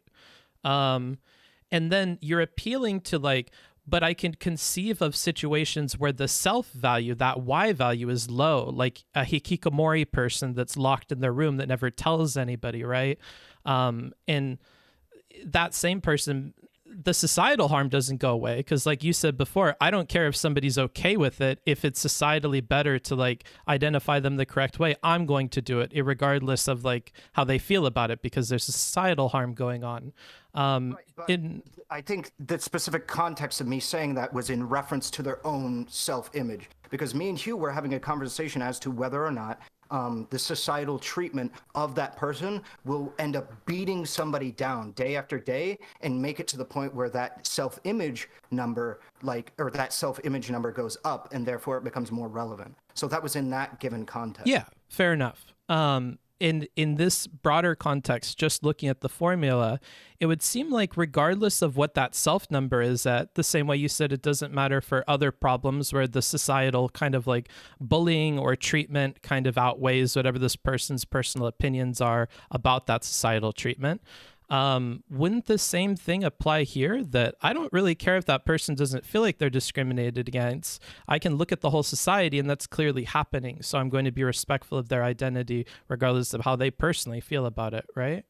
You're talking about in regards to transracialism? Yeah. So if you had the transracial person sitting in their room being a hikikomori, you would still respect their transracial identity, regardless if they feel personally harmed by it, because the societal treatment is such that it would warrant it. Is that fair or no? I think the whole point of this discussion is that my position is that the societal treatment does not meet that merit for that. Which is interesting because you guys were talking about bullying 2 seconds ago and you seem to be well aware that the societal treatment of transracial people is really, really awful. Okay, so I feel like there's a lot of loading when it comes to really, really awful. Here, I don't think there's very many people that are saying that, like, if you're transracial, you're like a dog. I think there's a lot of people that say, if you're transracial, you're an idiot. I think that's what we're talking about. If you come out as transracial, people are going to laugh at you for being transracial. Or they're going to say that you're trying to get in positions of power and steal things away from black people, or you're being a caricature. Anything you could do is that you could do as something else, so stop pretending, that kind of thing. Yeah, correct. Yes. Anyways, is how against society, again, at least used to typically perceive, let's say, transgender people as well. that they're lying, that they're trying to steal these spaces, that they're being a caricature of, let's say, what a woman or a man is, blah, blah, blah. It's all of these same notes. Well, I understand that it's hitting a lot of these same notes, and I don't disagree with that idea whatsoever. What I'm saying, though, is that I think I have a more substantial position when it comes to whether or not I care about these issues, considering that, societally speaking, I don't see any discrimination against you being able to participate in these kinds of actions. As a white person, I see absolutely, like, almost none. I see social repercussions when it comes to people online saying, haha, you stupid, you're transracial. But I don't see like this literal codified into law kind of things that we have for men versus women. If you're a man, the fact that you are legitimately, systemically against the Constitution, discriminated against when it comes to the draft is unreal. The fact that, you know, the women disproportionately this may be a little bit more controversial based on like the data that I've seen, are prosecuted more discriminately against for certain different types of crimes and things like that. If you're a woman, you're not as respected, hence the Me Too movement when it comes to like rape shit and stuff like that. These very, very systemic shits that are codified into law. I'm just not seeing this separation explicitly for one group to the other in that way. That seems like a fair point, that we don't see a legal precedent for this in the same way as these other things, so they're not comparable. But I'm trying to be super careful not to make those comparisons. I know we've been making a lot of comparisons in here, but I'm trying to avoid them. Like, so you're saying that this X value that you cube is just not enough to meet that threshold for you of like, at this moment, but it is big enough to reasonably expect that a kid at school with this identity would be bullied for that identity, correct? Correct. Okay. I would say in the context of a school, especially young kids, like 7-year-old kids, I'd say you should always respect somebody being transracial, because that kid is certainly getting bullied relentlessly by other 7-year-old kids and older kids, certainly. But I think that like somebody online on Twitter, I think there's probably just a lot of people saying you're racist and then like zooming past.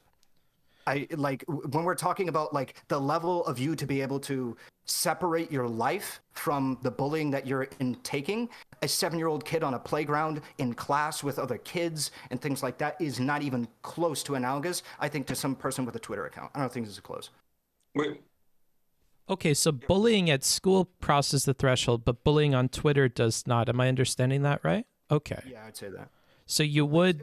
Well, obviously it depends on the bullying. If somebody's like bullying you or like straight up harassing you saying, I'm going to fucking kill you because you're transracial, obviously like there's some excess shit going on. But I think generally speaking, when we talk about transracial people online, they're probably getting messages like, you're not really black, like Booksmarts was, I know you were pretty quippily saying towards me, which it's definitely true, is a lot of the statements that I reference, which is like things like you're using that identity exclusively for to benefit you and things like these are probably going to be the vast majority of the comments that you get. Probably not like, I'm going to fucking kill you. Okay. So, and I just want to be clear because I'm like writing this all down. So bullying online does not cross the threshold for that X value, but being bullied at school in particular would. So we have some in-between area between these two things. That's where the gray area exists, right? Kind of, yeah. I just like it. I wouldn't say bullying online in totality. Because again, I think you can be bullied very, very harshly. Like I would say some of the bullying that Rachel Dolezal, for example, received was just way too far in things like that. If I was talking to Rachel Dolezal, I would probably refer to her by her preferred racial identity because I'm confident that she has gotten more death threats than I've had messages inside of my chat room. Like so I would say that like, it's pretty, it depends on their online, like, profile. Okay, so Dolezal in particular, with the kind of bullying that she faces, crosses that threshold for you as well. Yeah, certainly. Okay. I don't know if I feel like I'll argue categorically that's, maybe it's loaded. I would argue categorically that cyberbullying for something like someone's race is pretty bad. I don't think again, and I don't know how we can. So I feel like I have trouble with this. So we can say that So I'm assuming you'd say that anyone who, so would you say anyone who really invalidates Dolezal at this point is acting badly or no? No, I wouldn't So say no. no. No, because Okay, sure. No, it for depends sure. on your level of interaction. Like, I don't think every single person in private needs to substantiate their like stuff, and with that, I even think here in this conversation, I don't have to, and I think I even didn't substantiate Rachel Dolezal being black and things like that. I think it has to do with we're talking directly to them. So we're not talking about like, oh, in your private life, you mentioned Rachel Dolezal, oh, you don't call her black. Well, it's because I need further extrapolation. I think it has to do with the proximity of you to the individual, and whether or not your words are going to. Well, no, I'm giving a specific example of you, let's say, sending a message to them, for example. Yeah. Oh, yeah. Then for sure. Yeah. I would say that you ought to substantiate a race. Yeah. So basically, you shouldn't invalidate. Okay, sure, fair enough. Correct. But so okay. But is this kind of post hoc? So basically, you're saying it's okay until it's not okay. Basically. So if you sent that first message, it's okay. But then that message would have been bad because enough of bad messages were sent. Well, no, I mean, it has to do with your ability to acquire the information that the individual lives in, the context of the individual that like lives in. I would say that anybody who probably knows who Rachel Dolezal is probably pretty reasonably knows the amount of hate that Rachel Dolezal has got. So I'd say as a general rule, I could probably condemn any individual that doesn't use them. Yeah, but you did agree with the idea that like the average transracial person probably deals with a lot of abuse over their identity. Well, yeah, but I feel like that has a lot of heavy lifting when it comes to transracialism. I think black people get a far more shit for being black than a transracial person gets for being transracial. I don't know if I agree with that. Wait, really? So if someone's open about it, like correct people on it, you're saying that they would get more specific ridicule for being black as opposed to being transracial? Yes. Yeah, I don't know if I agree with that. Okay. I'm assuming you're talking about something like societal treatment, like criminal justice system, stuff like that. You're including that? Correct. Yeah, but so we're talking about people expressing their okay, maybe even it's not the same. I'm talking about people who are expressing their identity openly. Right, so basically saying, hey, I am black versus I am transracial. Yeah. I mean, I think and also a black person, I mean, sure. We must be talking past each other. Do you think a transracial person is going to get disproportionately bad treatment as like a black person when it comes to the criminal justice system? Yeah, so I think that's the issue here. The issue is I think you're past each other. Yeah, I think you're presupposing the idea that transracial equals white to black. So let's think of someone who's let's think of someone else, right? Someone who looks black, right? Yep. Like black parents, blah blah blah. But they identify as Asian. Okay. Okay. They will not only be treated society like a black man and get those same issues, right? Sure. They'll suffer from all those same consequences. But then they'll get added abuse because of their transracial identity. Sure. Yeah, I don't disagree with that. I think in that example, that person would probably get worse treatment than a black person without being transracial. Of course, yeah. Yeah. So I think you're also doing the same thing that you just committed to me, which is that you're presuming that all people who are transracial start at black. Wait, no. I'm just saying that okay. I don't think so. I think we can't just generally say it's going to be white to someone else. I think we have to be open to all the other possibilities. Sure. It would be like judging transgender and no harm from it by saying only men to women instead of comparing women to men. Yeah, I don't disagree. I think as a general rule, though, that somebody who is transracial is probably not going to receive as much shit as a black person will.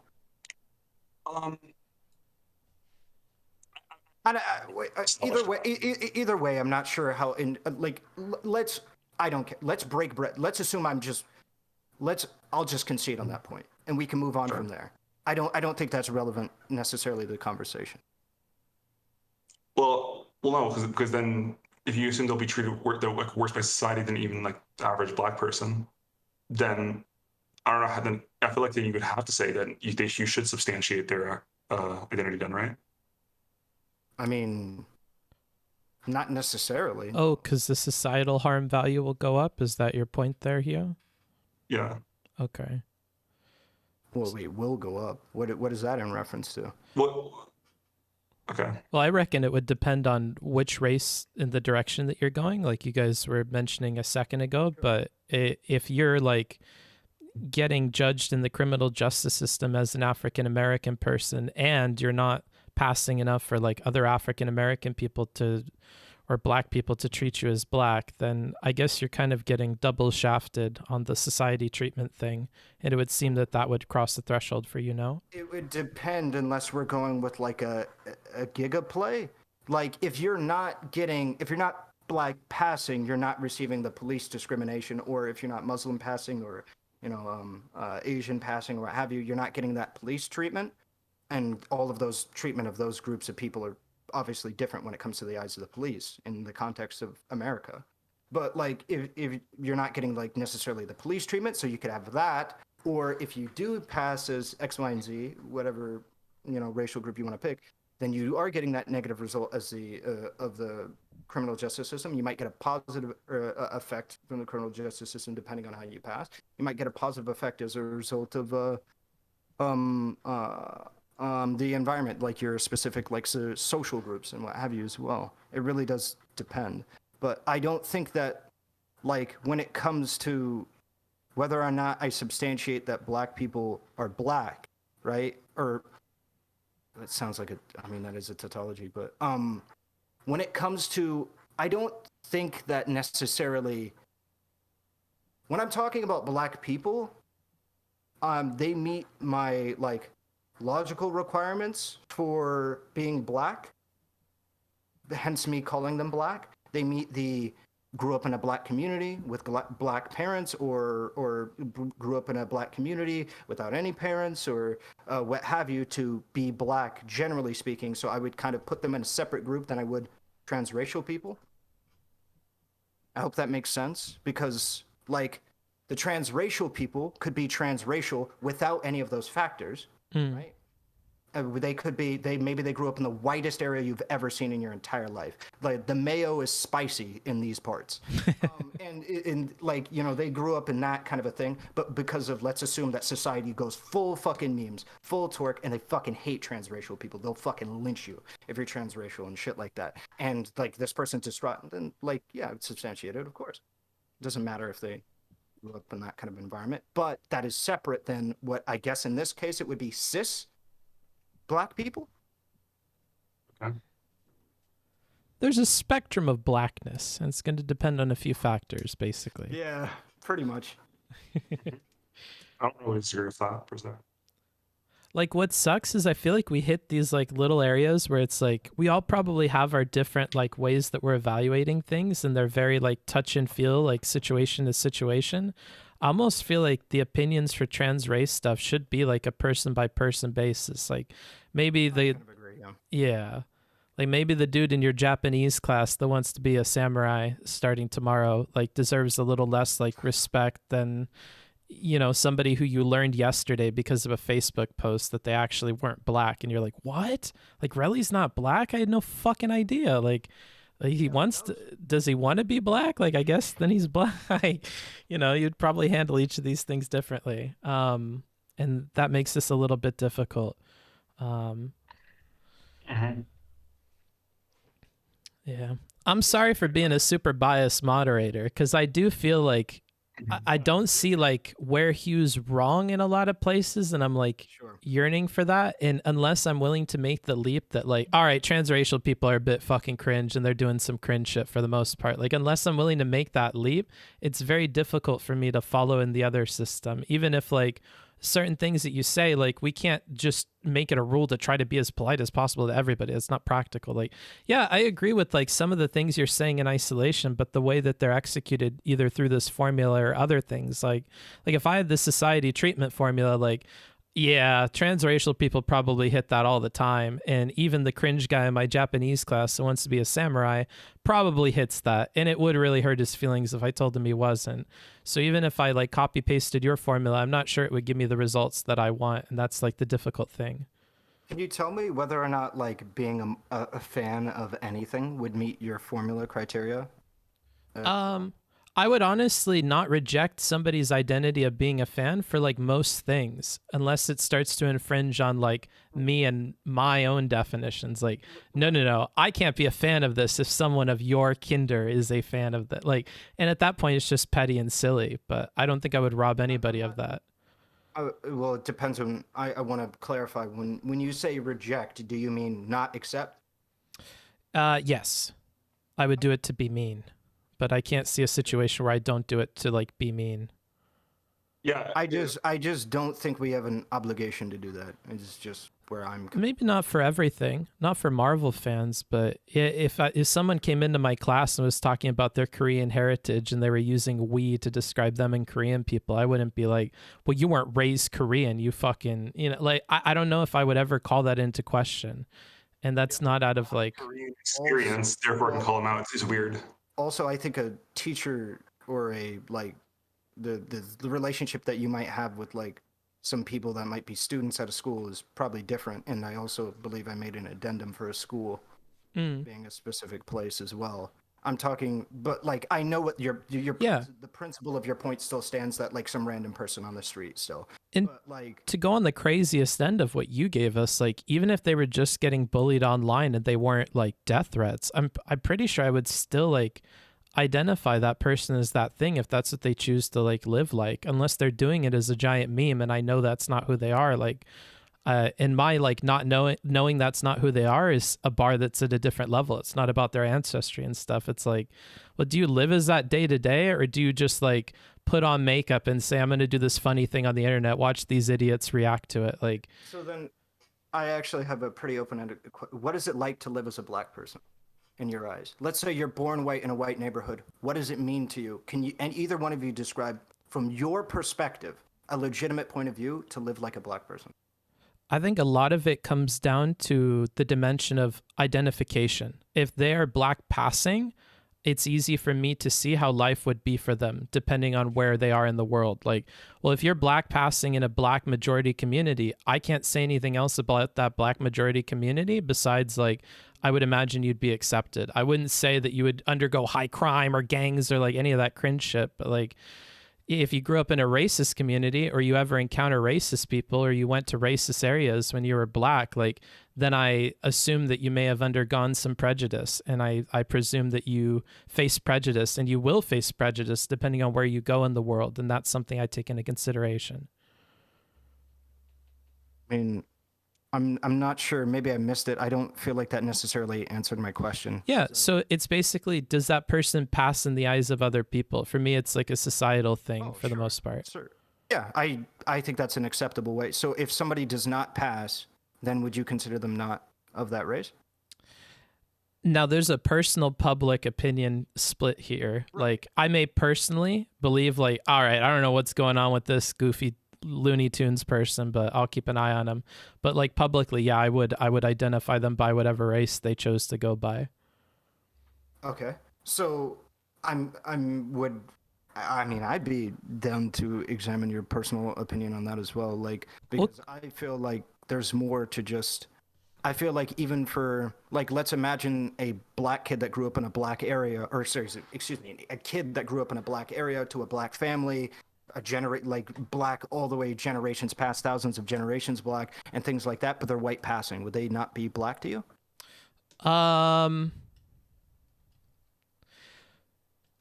When I'm thinking about race, it's generally about discrimination. So no, I don't think they would be. I don't consider the ancestry and the culture thing to be super huge for black in particular.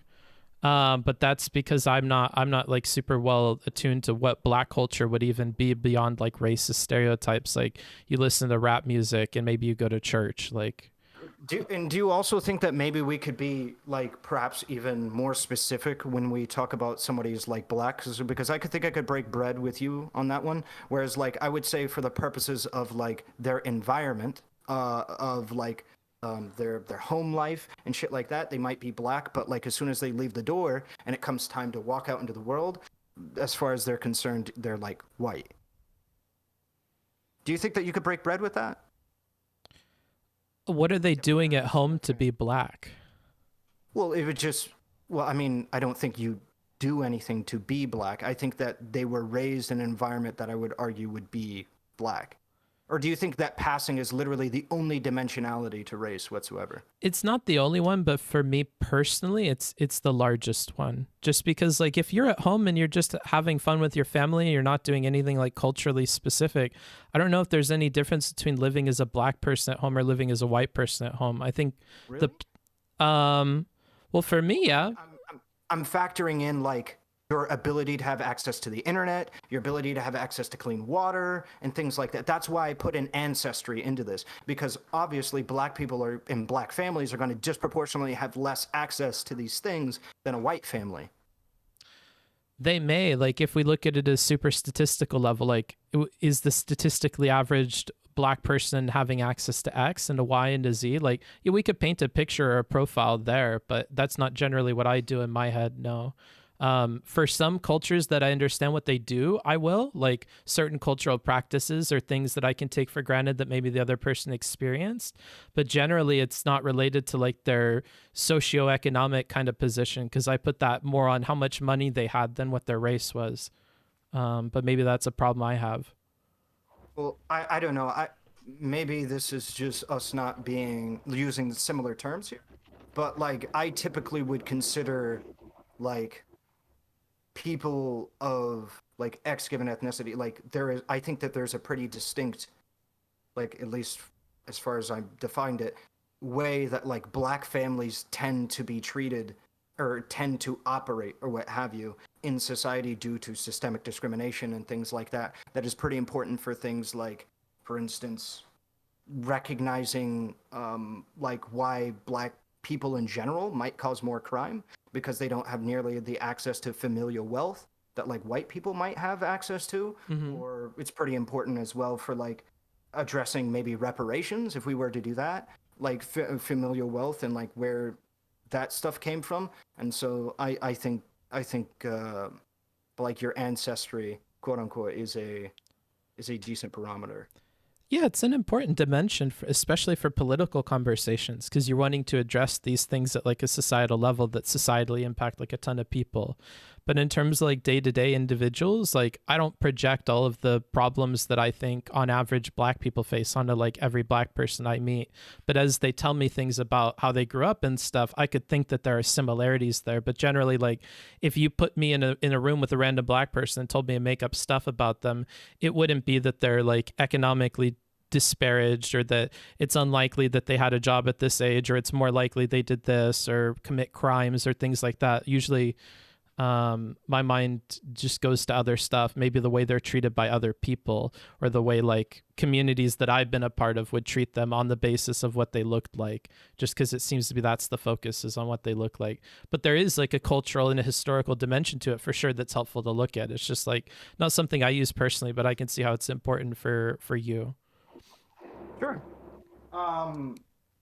Yeah. Okay. Yeah, maybe we're just perhaps operating with separate things. I recognize yours as being perfectly valid, though. Yeah. And if black is a spectrum, like we said before, I think you're more black if you went through all that shit, probably. Like, I think most people would probably agree with that, too, if you explained it to them. So, Disagree. Yeah. Like, and I think if you draw a line somewhere on there where you're allowing a trans race person and you know where that line is, I think that's fair enough. But I don't know if I'd require them to have all that ancestry and history, though that would get them very far in the spectrum out of the gate, just to have the history, even if they're raised different. Yeah, I don't disagree. As I previously stated, I think like even somebody who doesn't have the ancestry of being black can, as far as like a lot of things are treated, be like black. Yeah. Like it's primarily, if you don't have the ancestry, I'd say passing is going to be your biggest thing that makes it so. And with time, I think you can like overcome a lot of these differences too. Like with Dolezal in particular, the reason why I was disappointed you had the opinion you had of her is because in my reading about her, like she may not have had the upbringing that you think may be necessary to be black or to move up on that spectrum of blackness. But like she put in so much time and energy into learning about the things that Black people in this country have faced, and working towards those ends way before she even identified that way. She grew up with Black siblings and likely saw the prejudice that they faced and had to relate with that and reconcile that at a very young age. So like, I look at her and I'm like, you may not have had that like pivotal growing up area, but neither do people that are transgender, neither do these other people. But I wouldn't take away some symbolic like womanhood thing because they didn't go through it, or I wouldn't take away some symbolic Blackness thing because they didn't go through it. It's just something they didn't go through, and it doesn't make them like, well, it could make them more or less the thing. I guess that could be reasonable. That's fine, probably in both scenarios, although that's going to piss people off. But for me, it's not the make it or break it. Like, that lady spent a lot of time and energy learning about this stuff and investing herself in those communities to the point where I don't know, she's a very difficult case to just hand wave, I think. So let me propose a hypothetical. You then think that if you're white passing and you grew up with Black siblings and all that, and let's even assume a Black household, and you go to a Black school and a Black neighborhood and a Black area, that you're Black, or that you have a claim at least to be able to say that you're Black? A very strong one, yeah, I would say. So then... Wait, Ahrelevant, didn't you literally say the same thing? I did. So the reason why I'm asking these questions is because I thought previously you said that like a lot of the main barometer is passing. And so like if you say very strongly yes, that this individual has a claim to being Black, then it seems like the environment and not the passing aspect is something that is capable of making it very strong for somebody to have a claim towards being Black. So it seems like it's not necessarily like a 80-20 or even a 70-30 situation, but maybe closer to a 40-50 or a 50-50 situation when it comes to environment versus passing. Yeah. So I think that like, remember that spectrum thing exists as like my private opinion. Like, I can privately put you on a spectrum, but that spectrum determination can often have little to do with how I publicly handle you. And so when we're talking about like publicly validating their choice of what their race is, I'm going to validate that more often than not, regardless of what we see on the spectrum.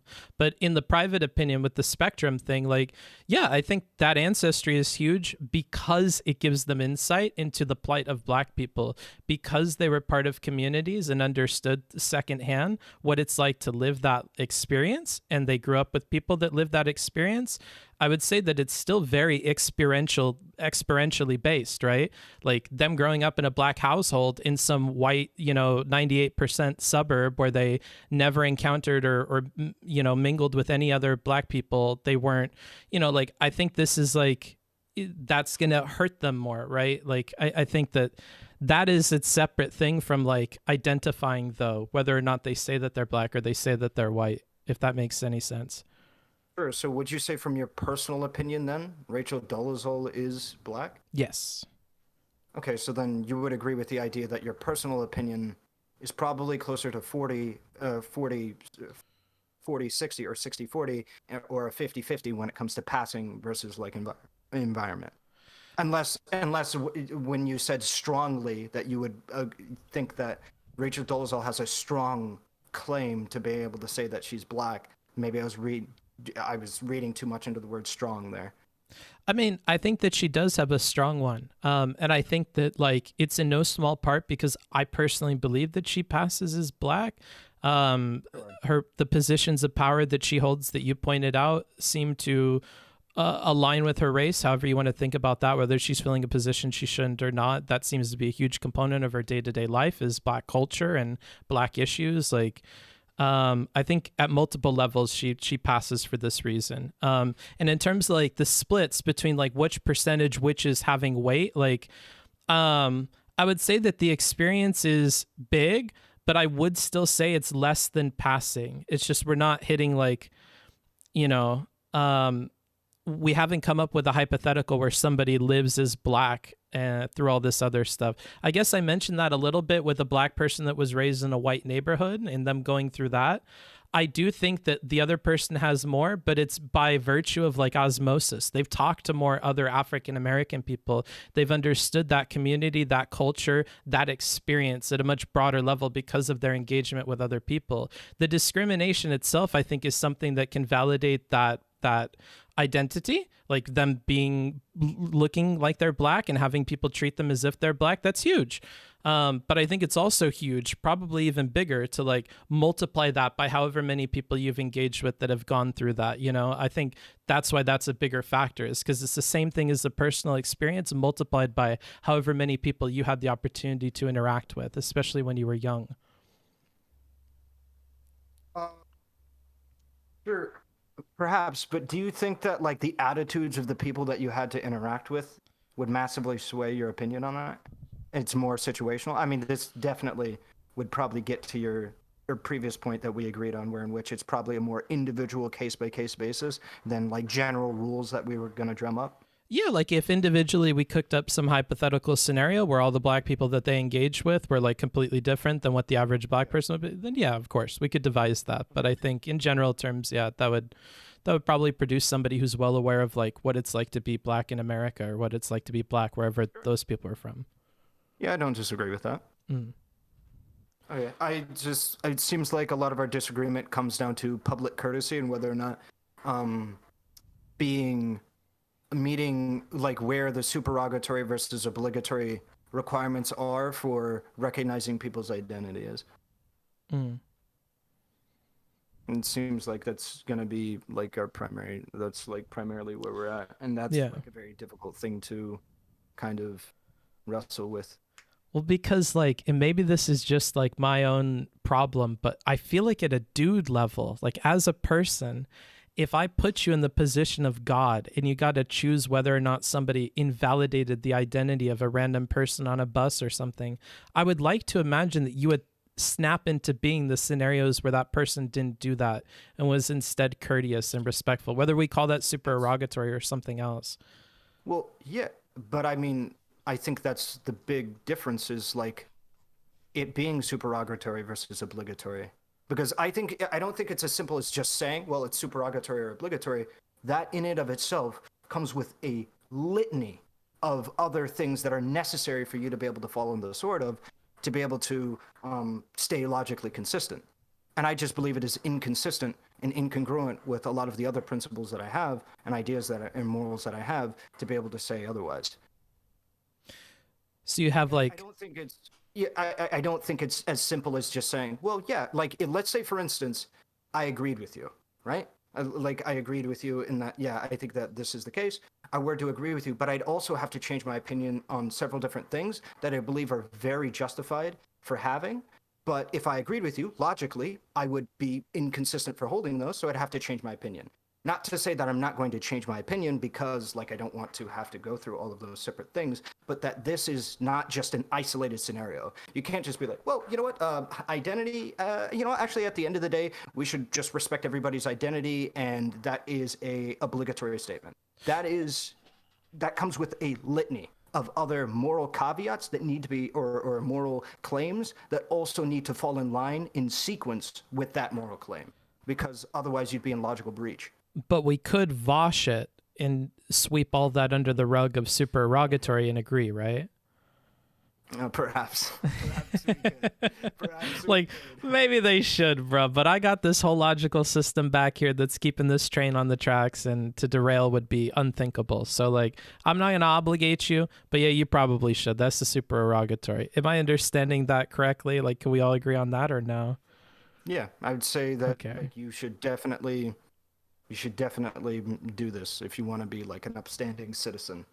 I would say that you should do it with all identity, not just transracialism. Probably, yeah. Just the not, because it's not necessary to like, I don't know. My philosophy is super simple because I just rely on religion and stuff. So for me, it's like, if I was reborn into somebody else's body and I had this identity and someone denied it from me, that would be like, it feels bad, man, for no fucking other reason. And so I just wouldn't want to do that to somebody, Sure. But yeah. Alrighty. Well, yeah, it seems like we hit the bedrock where it's a fundamental disagreement. But I don't think, I don't know if I can really move him off of his thing, because we were fundamental thing. But so if I take everything he says to be true, of course it follows. And I also think my position follows. Amazing. Everybody's right. I don't disagree with this at all. I think that this is probably as close to an amicable agreement as you could probably get. I think that people in chat can quite easily parse through, like, I think we made our arguments pretty clear, and they can parse through who they believe made the strongest argument, or at least illuminate what the reasoning of each group is I would say to a pretty reasonable point. I feel like we extrapolated pretty damn well. So I would say that this was just about as productive as a conversation realistically can be. Good job all around. I'm sorry for being biased. It's just like... Yeah, I know. It's sometimes I literally participated in moderating a conversation earlier. I will tell you what, oh my goodness. Sometimes when you hear like that there can be an argument made to get to the root of something that is being talked about faster, and it's consistently keeps happening. Like you ask a question and then another like line of question can be used to get to the root, and another and another and another. It's like it can be like difficult to not just like, get to the root of what the disagreement is, especially when it might be going in circles. Yeah. Alrighty. All right. Well, do you guys want to, I don't know what the cross-pollination is between us, but does anybody want to shout anything out before I leave? I mean, twitch.tv/Ahrelevant for your resident anti-transracial takes, I guess, is where I'm meaning, obviously. If you want to come on over here. Are you going to be streaming after this, Booksmarts? Probably. Okay, I'm going to raid into you then. Dope. Yeah. So yeah, and do you want to say anybody else? Hugh, Booksmarts? Yeah, I am Hugh Mungus in DGG. If anyone dares come there to disagree with me, I will scream at you in VC for hours. Don't even attempt it. I dare you. And I want to say something pretty explicitly. I respect any individual that's going to get on mic and defend their positions that they have against, especially if there's somebody who like isn't a streamer very consistently and stuff like that, because I know it could be very, very like intimidating otherwise to do so. So even if this did turn into a shouting match and stuff like that, which I'm really happy it didn't, there's still, that underlying respect for you to be able to like even make this happen. Sure thing. Yeah, good on you, Hugh. I review Twitch debates. Not the greatest showing as a first time mod thing, but the conversation didn't go too awful. So maybe I'll do this stuff a little bit more. I hope to talk with you guys more. Particularly you, Relly, because like there's a lot we could talk about, and there's sometimes where I'm smoking dope and I'm just like, this fucking guy is just like saying this shit, and I want to like try this argument out on him. So you're one of the people that encourages me to be a debate bro. You like trigger something in me, and I'm like, I wish I could talk to him. So I need to do that more often. For sure. Hey, listen, anytime. I know my chat, every single person in my chat loves you, so I'm sure they'd all be overjoyed. Awesome. Will do. You all have a good one, and I'm going to raid into you in just a second, Book. All right? Cool. Have a good one, guys. Right. Bye. You have a good one. Bye. There we go. Listen, you did great, book fucker. Well, thank you. I appreciate that a lot. I mean, I can be real with myself, can I not? I can be real with myself. We did not do the best that we could possibly do because I can see that there is room for improvement. That's how I know you guys are bullshitting me. A huge problem I need to confront. Whoops. My bad. A huge problem I need to confront is my bias. I need to keep that way better in check because I'm not sure I was super fair to Relly there. And I think that that's a problem. The Relly people will be rolling in, so let me repeat it again for them. Hello, Ahrelevant. Thank you. I appreciate that. To the relevant people, hi, I'm Booksmarts. If you didn't know who I was, like I said just like 2 seconds ago, I review these debates. I kind of want to become more involved in talking with other streamer people and collaborating more because that's the way that you grow on the platform, and that's, whatever the meta is.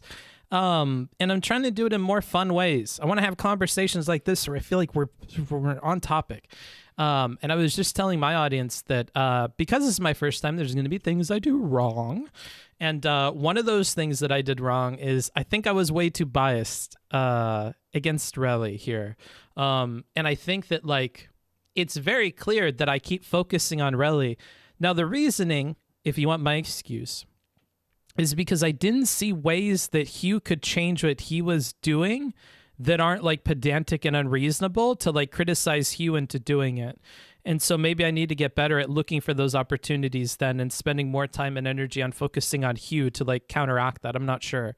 But it did feel like there were places where I think the first step in the wrong direction is happening because of points that Relly was making, and I can't scrub from my brain those beliefs, you know, so it makes it difficult. But the conversation went really well. Everybody was super amicable.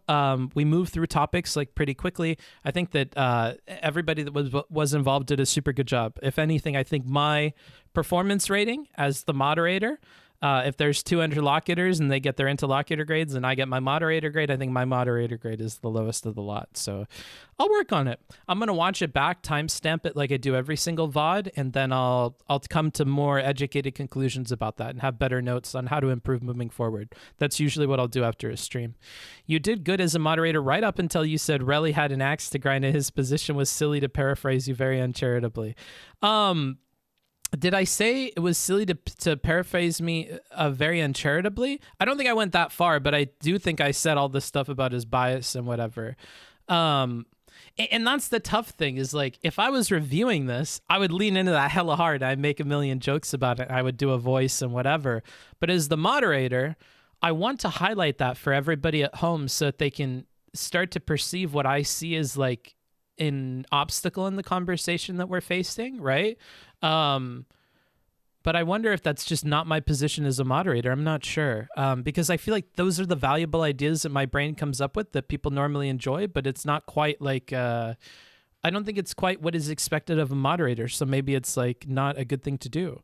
I think the bias was kind of necessary for the convo, but you could have maybe sold it better to Relly. Extremely hard to do on the fly though. Yeah. I mean, I could have been a lot nicer to Relly on the fly, so I think that's part of what I got to do moving forward. Most polite debate I've seen in a while. Well, that's good to know. You did say he was making silly arguments and can't let go of his stereotypes. Yes, that I did say. And I thought you said that off mic, and then Relly responded. No, I didn't say it off mic. One massive thing I had in my mind, for those of you that don't know the lore, I had a panel. And I talked with Dylan about this, like, officially. So we're officially cool. I talked with him about this, so we're good. But I had a panel performance where I basically muted myself on the panel the whole time and talked to my chat and memed and made fun of the show and the participants and made jokes. And that was awful. And so I think that to not even step a half a step in that direction, I don't want to be muting and saying things to you guys very much at all. It's a bad habit to get into. So I tried to avoid that very actively the whole time. I think they intended to come after Silly. My bad, dude. Your tutor started showing and you just wanted him to debate better. So you tried to argue as almost a shadowboxing exercise. Well, it's like... I see as like a roadmap what we're talking about, what we're laying out. And every time we start going like east or west and we're meant to go north to south, I'm like, well, hold on. Do we need to keep going east? Do we need to keep going west? Let's just keep trying to go north to south because maybe we can make progress, right? And it's like, I'm trying to correct that. And so sometimes the shadow boxing thing is like, I think that Hugh will understand where I'm going with this argument if I just do one or two steps in that direction. Let's go south, and maybe once we're at that new place, he will understand like what's going on, and then he can jump in and we can keep continuing. But it's not necessarily like against Relly. It's like, where can we find common ground? Where do all of us agree, and where are the disagreements? I had that written down in front of me the whole time. I want us to know how far our concessions go, how far our agreement goes, how far neutral ground extends in front of us. And then I want to know where the boundaries of it are. Where are points where we are making diverging opinions about the same question? So if I ask you a question like, what does it mean to be black? And your answer is that it totally relies on ancestry or this or that or the other thing. And then somebody else believes it's only about passing, and somebody else believes it has to do with what's on your fucking driver's license. Like, everybody has their different definitions, and that's an important fractal point to be aware of and to reach in the debate and bring a meta awareness to the fact that we just hit that moment, right? Where we're fractaling. Everybody believes in something different right there. So those are the two most important things that I want pointed out in a debate. That's what I think makes a good debate. The areas where you both agree on something and the areas where you disagree because of a fundamental disagreement between the two of you. You both hit the same question and came up with a different answer, and that's as deep as it goes, right? And then you built up off of that. So, yeah, that's what I'm thinking. Also, to Skeptical, I see you playing both chats. What do you mean by every time we talk about race, I'm super sus? Because for me, like, I need to identify race through the context of like trying to do political things and account for like past injustices. But in my day-to-day, I think that race on a person-to-person basis matters mostly on the racists. That's unfortunately what I believe, is that a lot of things have to do with the relationship between racists and those that are the subject of their racism. Those are like the two huge groups that I have to look at. What are the racist people doing to treat this group of people? And what does this group of people do in response to that? So if black people make a culture around like, you know, being afraid of the police because the police have been like racially going after them and shit, that's the relationship there. And that's what I try to draw in my head. But that's as deep as it goes, right? So I try to be consciously or socially aware of like when I'm in certain situations, how is somebody's race going to factor into that, or how could it factor into that?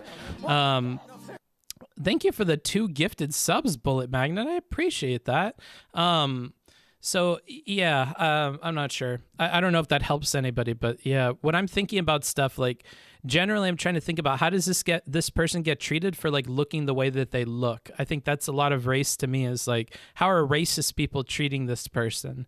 And based on where they are, I can make further determinations. Are you black in America, or are you black in Nigeria? Are you white in America, or are you white in Mexico? Are you, you know, like, I think when Relly was talking about how like the regional dimension, or like where something is happening or where somebody grew up is important, like, yeah, like dimensions like that are super important here. What did Bullet Magnet do aside from the subs? He's got a lot of friends in the chat. I don't know where all of them are coming from. Tell Book to read my message. I'm too dumb to figure out dono messages. Oh yeah, true. Hold on. No, that's entirely my bad. I've got a poop so bad you wouldn't believe it. I got the biggest poop just like sitting on deck right now, and my neighbors are cracking up because I'm talking about poop. Let's see here. I need to do, what did I need to do? Oh yeah, look at your messages there. Boomer Magnet, yeah, apparently. Why do you think Relly kept defaulting on white to black trans race stuff? Is it an intentional rhetorical? Okay, like, I wasn't lying to you guys when I said that I think that Relly is prejudiced against transracial people. That's not a meme. I think he is. Like, that's how I'm filling that blanket. And that's part of why I think I was biased against him, is because it sounds to me like you just don't like this group of people. And if you just don't like this group of people, like that keeps coming through in your argument, down to the way that you're like coming up with examples. And so for me, like, that explains a lot for me. That's an important thing to keep in mind. Like, okay, he doesn't like this idea. He doesn't like these people. He thinks that they're evil for like this reason, that reason, for the most part. Like when he was talking about all this evidence for it and stuff, I was like low-key Googling a bunch on the topic. I'm like, evidence? What are we talking about with evidence? Are there statistical studies about how these people behave or whatever? Like, and then it turns out that he's just thinking about a few individuals, and it's like, oh, okay. Well, that's probably what I should have assumed that's coming from, but, you know, I don't know. I'll be right back. I really have to go to the restroom. Enjoy some music in the meantime here. I really got to go. Enjoy. Be right back. 2 seconds. Oh, man. I've been holding it a long time. That's for damn sure. That's for damn sure. Let's see. Let's go to this. Let's go to SoundCloud. Okay. Hopefully that just automatically plays. I gotta go.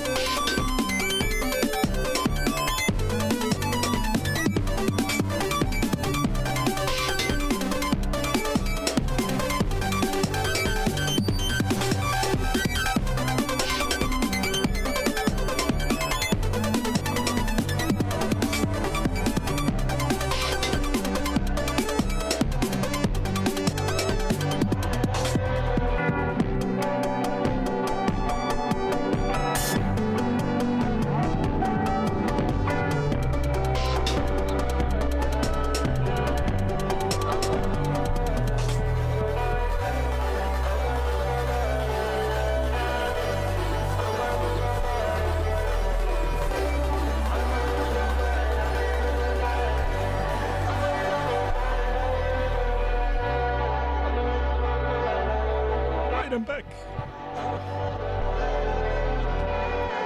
Damn, my bad, guys. Yeah, I had like a big, a little bit of a big poop on deck there. All right. Oh, good God. It would be kind of funny if a Booksmarts Discord movie night involved pausing the movie to talk about rhetorical issue. No, that would be awful. Yeah, okay. Let me open the floor, okay? Now that the levers are gone, I've weeded them out by making them wait. What pros, cons, what are the thoughts on that conversation? Stuff I can do better next time. Let me know. Lay down some bass. I could lay down some bass, but I'm all about that treble, dude. I'm all about that treble. Like, to be quite honest, I'm more of a treble guy than a bass guy. Like, no memes.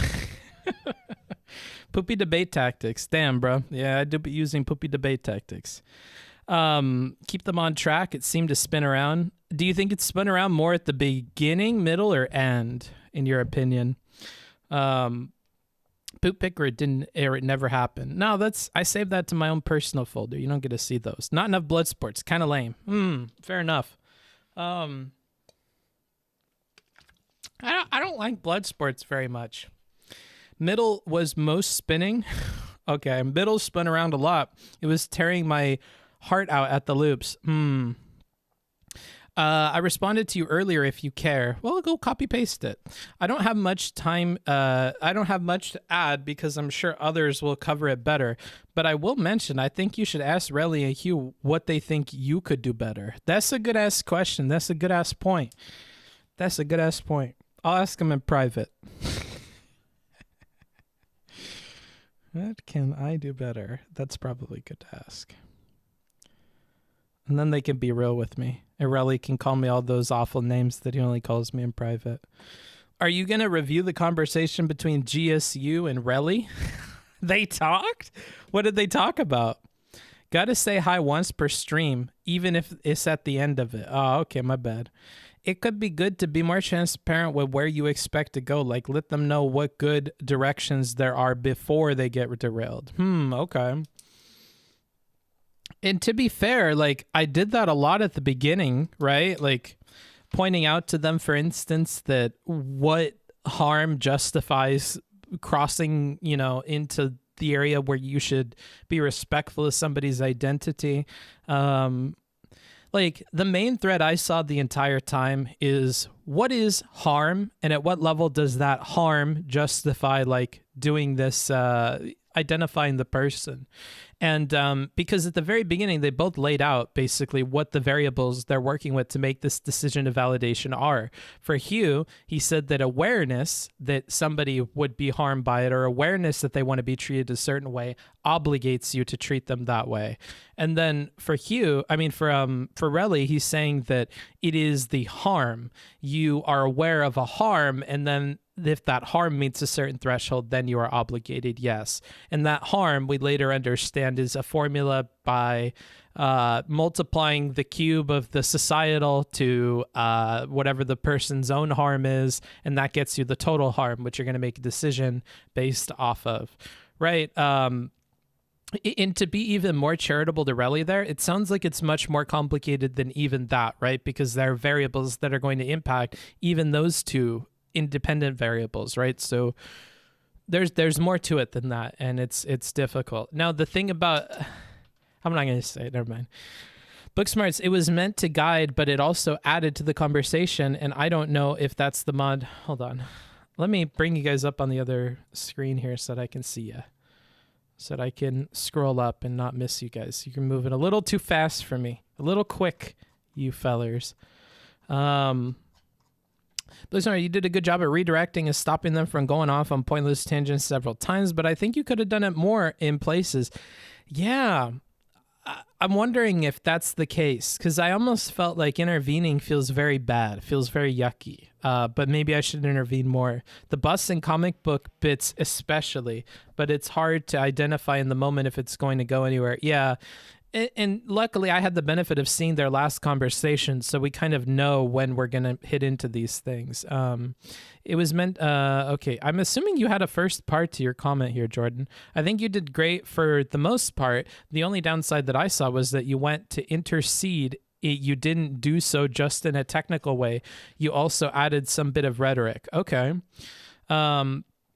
They were talking about the takes GSU fanatic, and that's quite a combination of people. Had on the all black everything. Oh, no, I look like an asshole. All black everything panel, and if what GSU said was racist. What? Does anybody have a quote? What did he say? Relly seemed genuinely angry at the end of the talk because of what Gambit said in chat. Well, that's not good. At Booksmarts, you good. Wasn't being snaky if say everything to your face if needed, but when you explain just how we 100% agree, and I apologize for seeming sus, you're... Oh, okay, yeah, skeptical. I saw you, dude. Why am I sus about race? That's fucked. It's putting seeds in people's brains. He was kind of upset over the whole takeover in the last half hour. Hugh can suck my dick. Hugh had the whole conversation to do it, and he had me on his team. I don't know what to tell him. If you had Booksmarts on your team for an hour and a half and you didn't do anything with it, bro, that's on you. I'm sorry. I did take over in the last half hour. You better believe it, dude. Like Naruto. Believe it.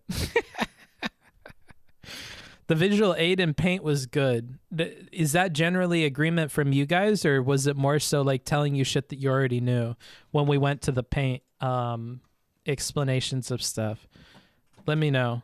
Was it helpful? Was it not good? Watch your VOD of the Political Compass. Also autocorrect. Oh, okay. My Political Compass one. Interesting. Paint is always fucking good to do shit unless you have a whiteboard. Okay. But yet it helped since I zoned out. Okay. It was good, but I wanted to see the big picture, kind of like a thought web. Well, if you want that, you can subscribe on Patreon, and those people always get the full high-res version of whatever the notes were. It looked nice, but a little redundant. Yeah, I felt like it was redundant, but it's really rough when we have like a lot of varying points to go through. Here, we'll go over it really quick just so people understood what I was even doing in the art aspect of things. Okay. So I need a better handle for my mic thing here. I definitely need a better mic stand because this one is just dog trash. It's absolutely awful. Okay, so what do we got here?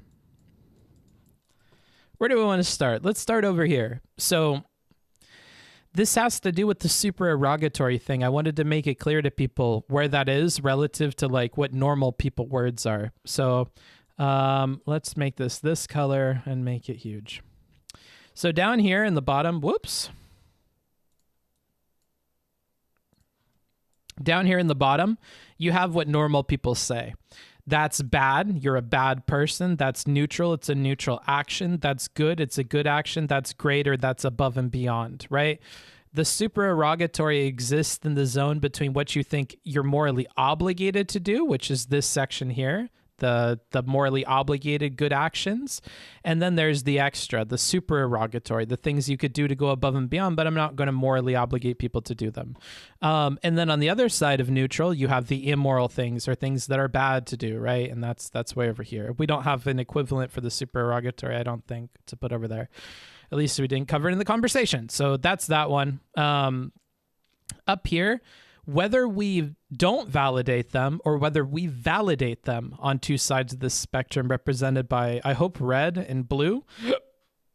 So if there is not harm, right, then we aren't going to validate them. But if there is self-harm, if there is, this is a spectrum of harm. We didn't really get into it, but, well, we did. I could add things to this, but I think this is actually a better... whatever. basically we're talking about harm, okay? How much harm crosses the threshold to where we will validate that person's identity simply because to invalidate it would cause harm. And he gave us examples like self-harm, self-dignity, psychological harm, right? And then I wanted to go deeper into that and figure out where this line was. And that's what most of my work was through the rest of the conversation, just so we know where everybody stands on that. Hugh brings it way over to here. Hugh doesn't even care if there's harm. If there's even the tiniest bit that you feel bad about it, that seems to cross his threshold. So most of this is focused on Relly. Let's see. Over here, when he's talking about harm, when Relly is talking about harm, he's often talking about a social aspect of harm, right? Like, how is this impacting society at large, which he thinks maybe there's a problem by identifying trans race people as trans race.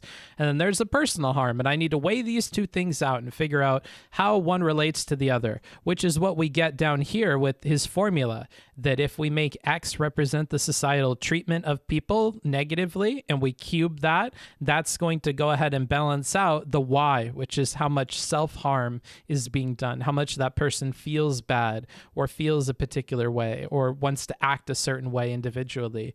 And he takes those two and uses those to equate what harm he's looking at there. And the reason we had to hash that out in the first place is because in terms of discrimination, he set up two scenarios: the world that we live in now on this side of the line, and the world that is set up in a gender abolished society on this side of the line. In the now world, if you have a gender that's not aligned with what your sex was at birth, then you have this you have a negative social stigma that's applied to you. In a gender abolished world, you would have zero of that. And he said pretty specifically that in a gender abolished world, I think it's okay to deny people whatever they claim their sexuality to be. And that's not going to be that you're not morally obligated to do that anymore. That's whatever. Maybe it's supererogatory that you do that, right? Maybe it's above and beyond what you need to do, but it's not something he's going to require people to do. That's going above and beyond because the societal thing isn't there. And that's a huge chunk of his equation, right? It's the cubed part. No matter what, an increase in this is going to result in a huge increase in the total amount of harm at the end of our equation. So without that, sans that, he's okay with doing that. It would take a very large amount of personal to overcome it, right? And that's where I came down to here. If we're talking about this Y variable, the personal harm, he's saying that at the level of self-harm where you're going to kill yourself or hurt yourself, it's not okay to deny you that identity. But down here, if you just think it's rude that somebody didn't call you that identity, that doesn't justify it. And it's going to be okay that you do that, right? We didn't really get to flesh out what the in-between looks like or how far this extends, but we did for the X. We did for the societal treatment, right? The negative societal treatment that people face. So here we said that,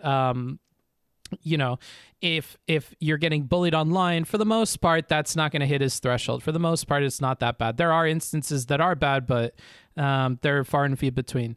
Now, he did say that bullying at school is particularly bad, that if that's happening, that's enough usually for the society treatment thing to be able to validate that person's identity because it's going to cause a lot of harm. The harm at the end of that's going to be huge because this number would be huge. He also said that Dolezal in particular, separate from the bullying online statement that he had gave, did hit that threshold with the societal harm that she was facing from other people. And so she would also hit that threshold and he would have to identify her race on the basis of how much harm it was causing her to not do that.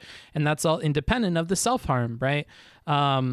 And then here I was starting to say that we're talking about like a spectrum of blackness, but I didn't really finish it. So yeah, that's everything there. Here we were talking about on a scale from 0 to 10 in terms of like how personal people feel about these things. Gender, we're going to set that at 10. And Hugh put race as a 6 on that scale, and Ahrelevant put race as a 4 at that scale.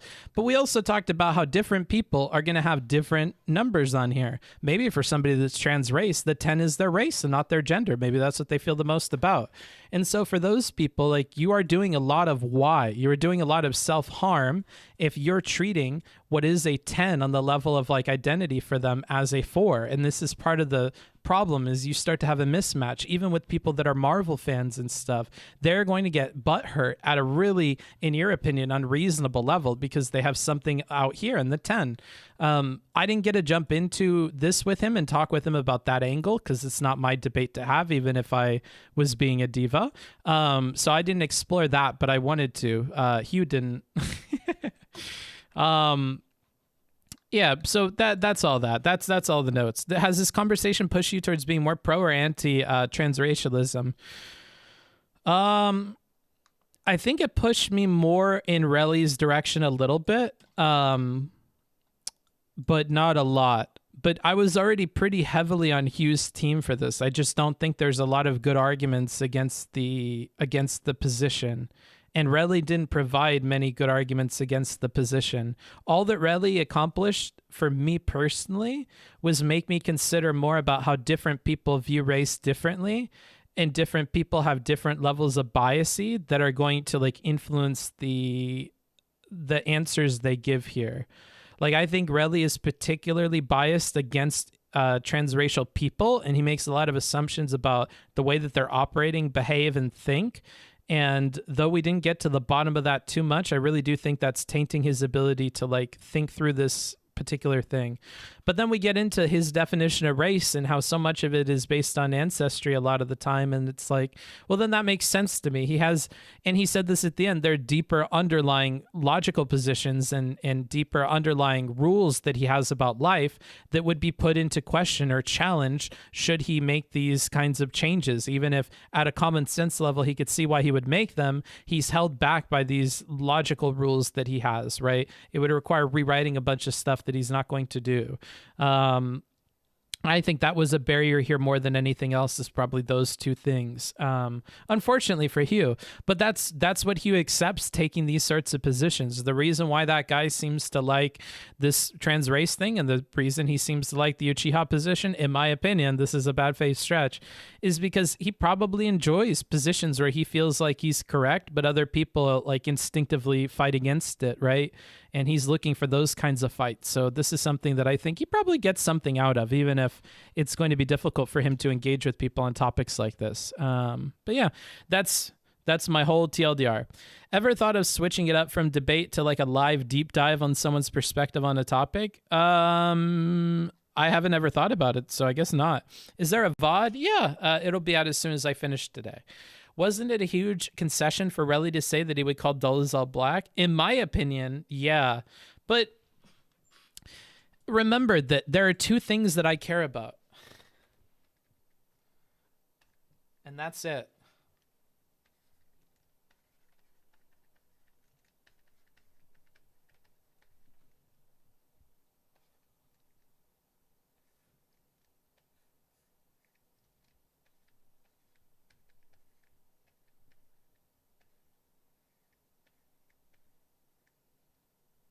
There is neutral territory, anywhere where we can all agree and we can all kind of like, come together and say we believe in this one thing. So a neutral territory. And then there's places where we fractal, where we ask a single question, maybe like this, and we fractal off into different directions. This person believes in this. This person believes in this. This person answers it this way. And so we get different shades or different colors of like, what this thing is. Maybe this person believes in this direction, and this person actually thinks that race means this thing, and this person over here maybe believes that we should just treat everybody kindly and whatever, and so that's their hippie bullshit, and they believe in that, right? Everybody believes in their different opinions, and all of it comes down to one question where we're getting consistently different answers, and then we want to find as many as possible as these two things. So I want to find as many as possible of the points where we kind of came up with different answers. I want to find as many points where we can both agree on something, right? And I think a lot of the time, in my opinion, there are strats to reach these two things. So for the neutral thing, I think that there are questions about life that you can put forward. Like when I'm talking with him about the person on the bus that's shitting on somebody for not being a Marvel fan, like, we can all agree that like you probably ought not to do that, right? Like where can we start? What plane of reality are we living on? If we're living on that plane of reality and we're all sharing it, like we could probably agree on that, right? And then we could designate that as a neutral territory. So there's something between like, you know, I don't know. Here, let me use art to explain. There's something different between being at this point where we agree, maybe right over here, closer to the middle, and being out here, outside of this neutral zone. And so I want to expand the neutral zone as far as I can possibly go. That's goal numero uno for that side of things. Expand the neutral zone, figure out how far it goes. And then when we hit corners, like let's say that this person is okay with that, but this other person is not okay with moving there. Let's figure out what the question is here that differs these two people. Why do we need to have the border stop right there? And then that's okay. And then we move on from that. What are the implications of this question change on other aspects of the neutral zone? Like maybe if you think that every corner should be like 60 degrees, then we can guess that, oh, there's probably a corner here. There's probably another corner over here and another corner over here and another corner over here. And maybe we start out with a neutral zone that looked like this. Okay. Maybe start with one that looked like this, and then we turned it into one that actually ends up looking like this, because we knew where we disagreed with each other and where we have differing opinions, and we went to those places and put the border markers out there. Okay, we disagree here on this, we disagree here on this, we disagree here on this, but we can generally agree this, right? Yeah, okay, we can generally agree this, right? Yeah, okay, we can generally agree this. Yeah, okay. And that's what I want to do. Build this out as much as possible, because then people in their own time, as you guys love reminding me, get to consider like why they have these corner points, you know? Are these corner points super duper important? Do we need a post there? Why is there a post there? Why did so-and-so decide to go a different direction? Like maybe one whole side of the debate believes that we should draw the marker way out here and we should all agree on this. But maybe you're the only person that believed that the marker should be here. So you start to wonder, like, what is the difference? Why can't I have like this be over here? Like what reasons do I have for that? Like Relly said that there are other pillars of his beliefs that extend maybe out this way. And because those extend and stop right there, he needs to have that little marker there. The border needs to stop there. But, you know, if he didn't, and if he did have if he could be more flexible, maybe he could put it out here and we could have even more that we agree on, right?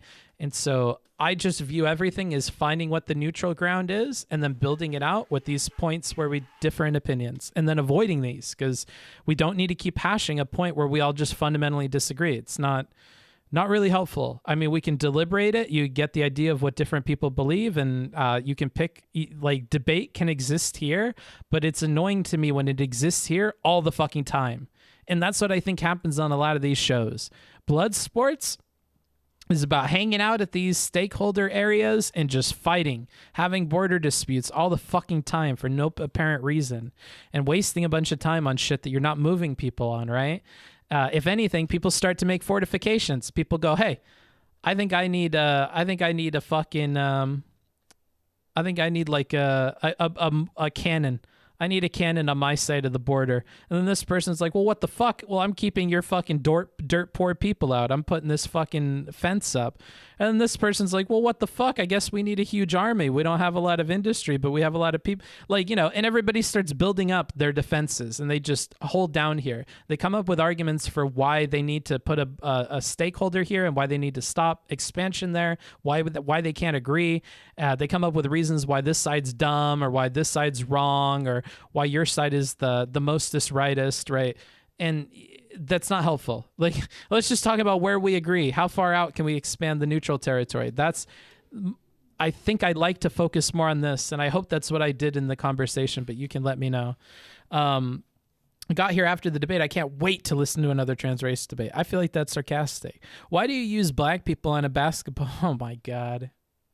Whatever, dude.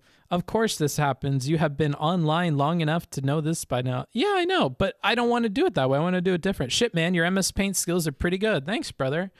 But yeah, so that's what I'm trying to do here. There's two main things, where we disagree and where we agree. And I mostly just want to build out what we agree on, because then people feel good, right? Like, if all you focused on were where you differed in opinions the whole time, you come away thinking everybody's an R slur and this, that, and the other thing. Whereas, like, if you all just focused on agreeing the whole time, how the fuck can I make fun of this person for agreeing with me? I'd have to make fun of myself, you know? Like, it doesn't work like that. You only make fun of this person because they didn't want to go this far, right? Like, you only make fun of this person because they refuse to expand the border this far, right? You're mad at people because they refuse to, like, concede and make progress towards something everybody could agree on. And I think that's a much better place to place, I think that's a much better, like, thing to invest your energy and your spite into than this over here.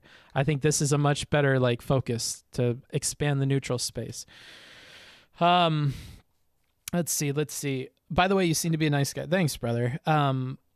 So yeah, that's this. I'm going to scroll back up to see if I missed anything. I don't know if he is necessarily prejudiced against those people, though he really made it seem that way.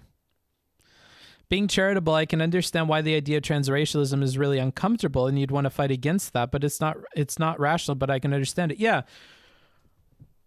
Here's a big Booksmarts comment. Fucking cancel me if you want. I understand why TERF people want to be TERFs. I get that too.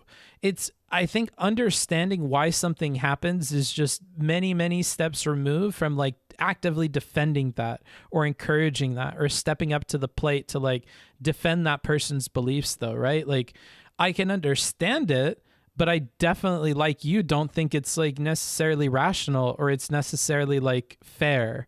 So I'm still going to rally against it, even if I can get where they're coming from on it. I have many thoughts on this. It's complicated, but I'll continue to sit and reflect on it. Of course, I meet someone who is transracial IRL. I'll treat them with respect. And that's what I love to take people back to try and see if we can expand the neutral farther, right? That questions about life thing. You wouldn't do that, right? You wouldn't do this, right? You would want your family to be like this, right? Like, let's go back to that so we can keep building out this neutral area, like, because I believe in that, because we all believe in that, right? Let's build out this neutral zone. Let's build out what we can agree on. And let's do that by questions about how you would actually perform in life or, like, what your expectations are, rather than hypothesizing and creating really weird scenarios where we test the outskirts of your idea or how it would work if you were, you know, I'm not going to be able to draw him very good, but if you were like, you know, Thanos, what does he look like? I have no idea.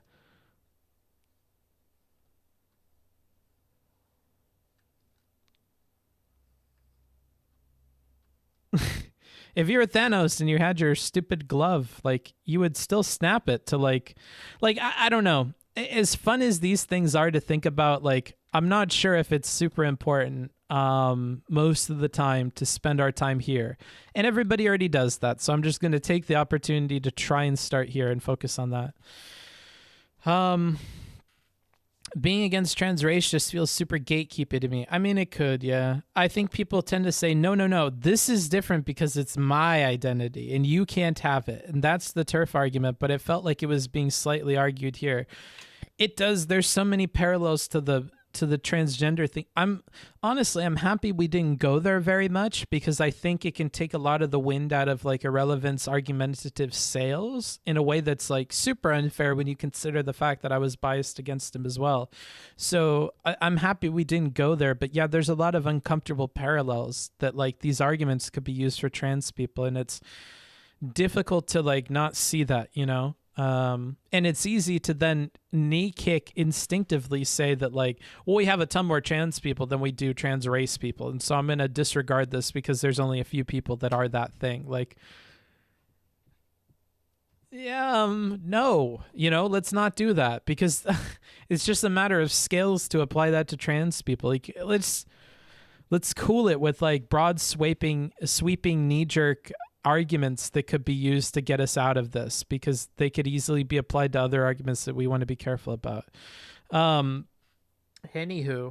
I think that explains, like, what we're going for here. If you guys want the mind map view, this is what it is basically. I'm trying to incorporate color more. I don't normally put color in because I can't see colors. Like here, when I'm picking yellow and what I hope is green, I don't know if they're just 2 shades of yellow.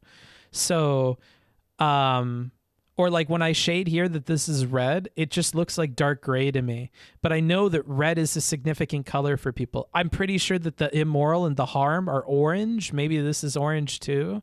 But like I can't see the right colors. I need to create like a palette or something to do that. That way I don't have to guess. But yeah, that's why I don't normally use colors, but I think they help. 50 shades of yellow, everything is yellow. Rip.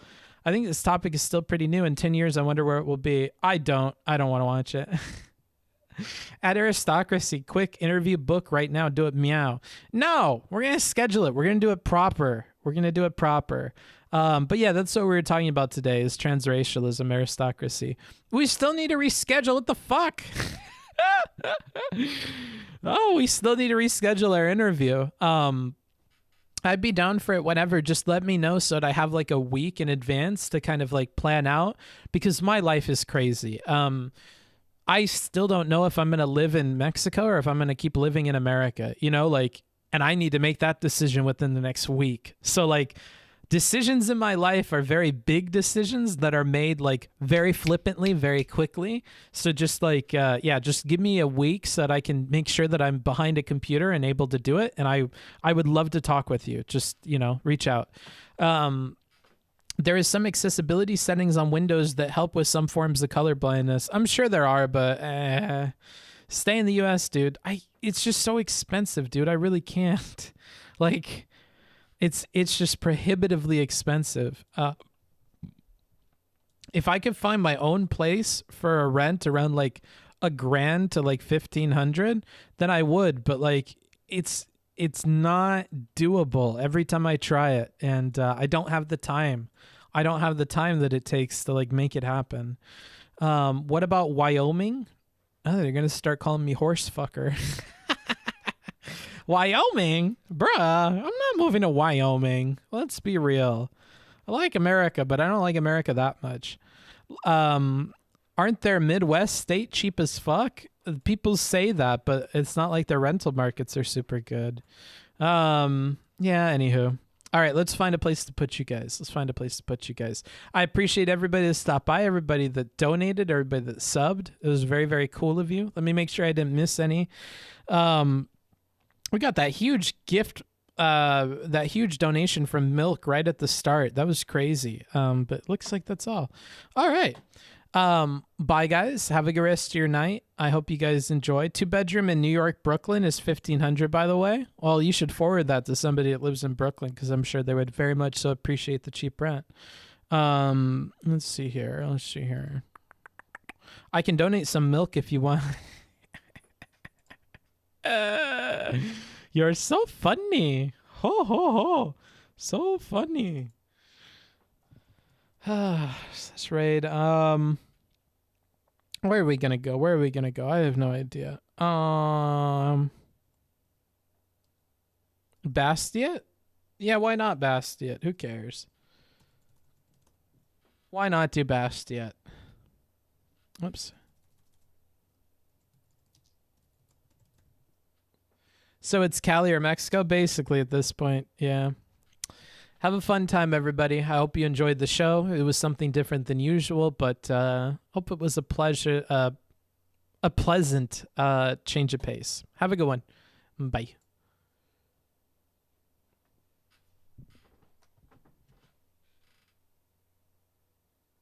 I am happy with the status quo. The question is, what could we do for somebody who is not happy with the status quo? That was not the question. That is the question I asked you, and I gave you a tangible alternative. I told you that we could do products liability cases. Jesus, this guy's going off. All right, have a good one, guys. And it's not the crazy kind of thing you've made it out to be. It's very simple. In 47 states in this country. I'm trying to hit stop streaming.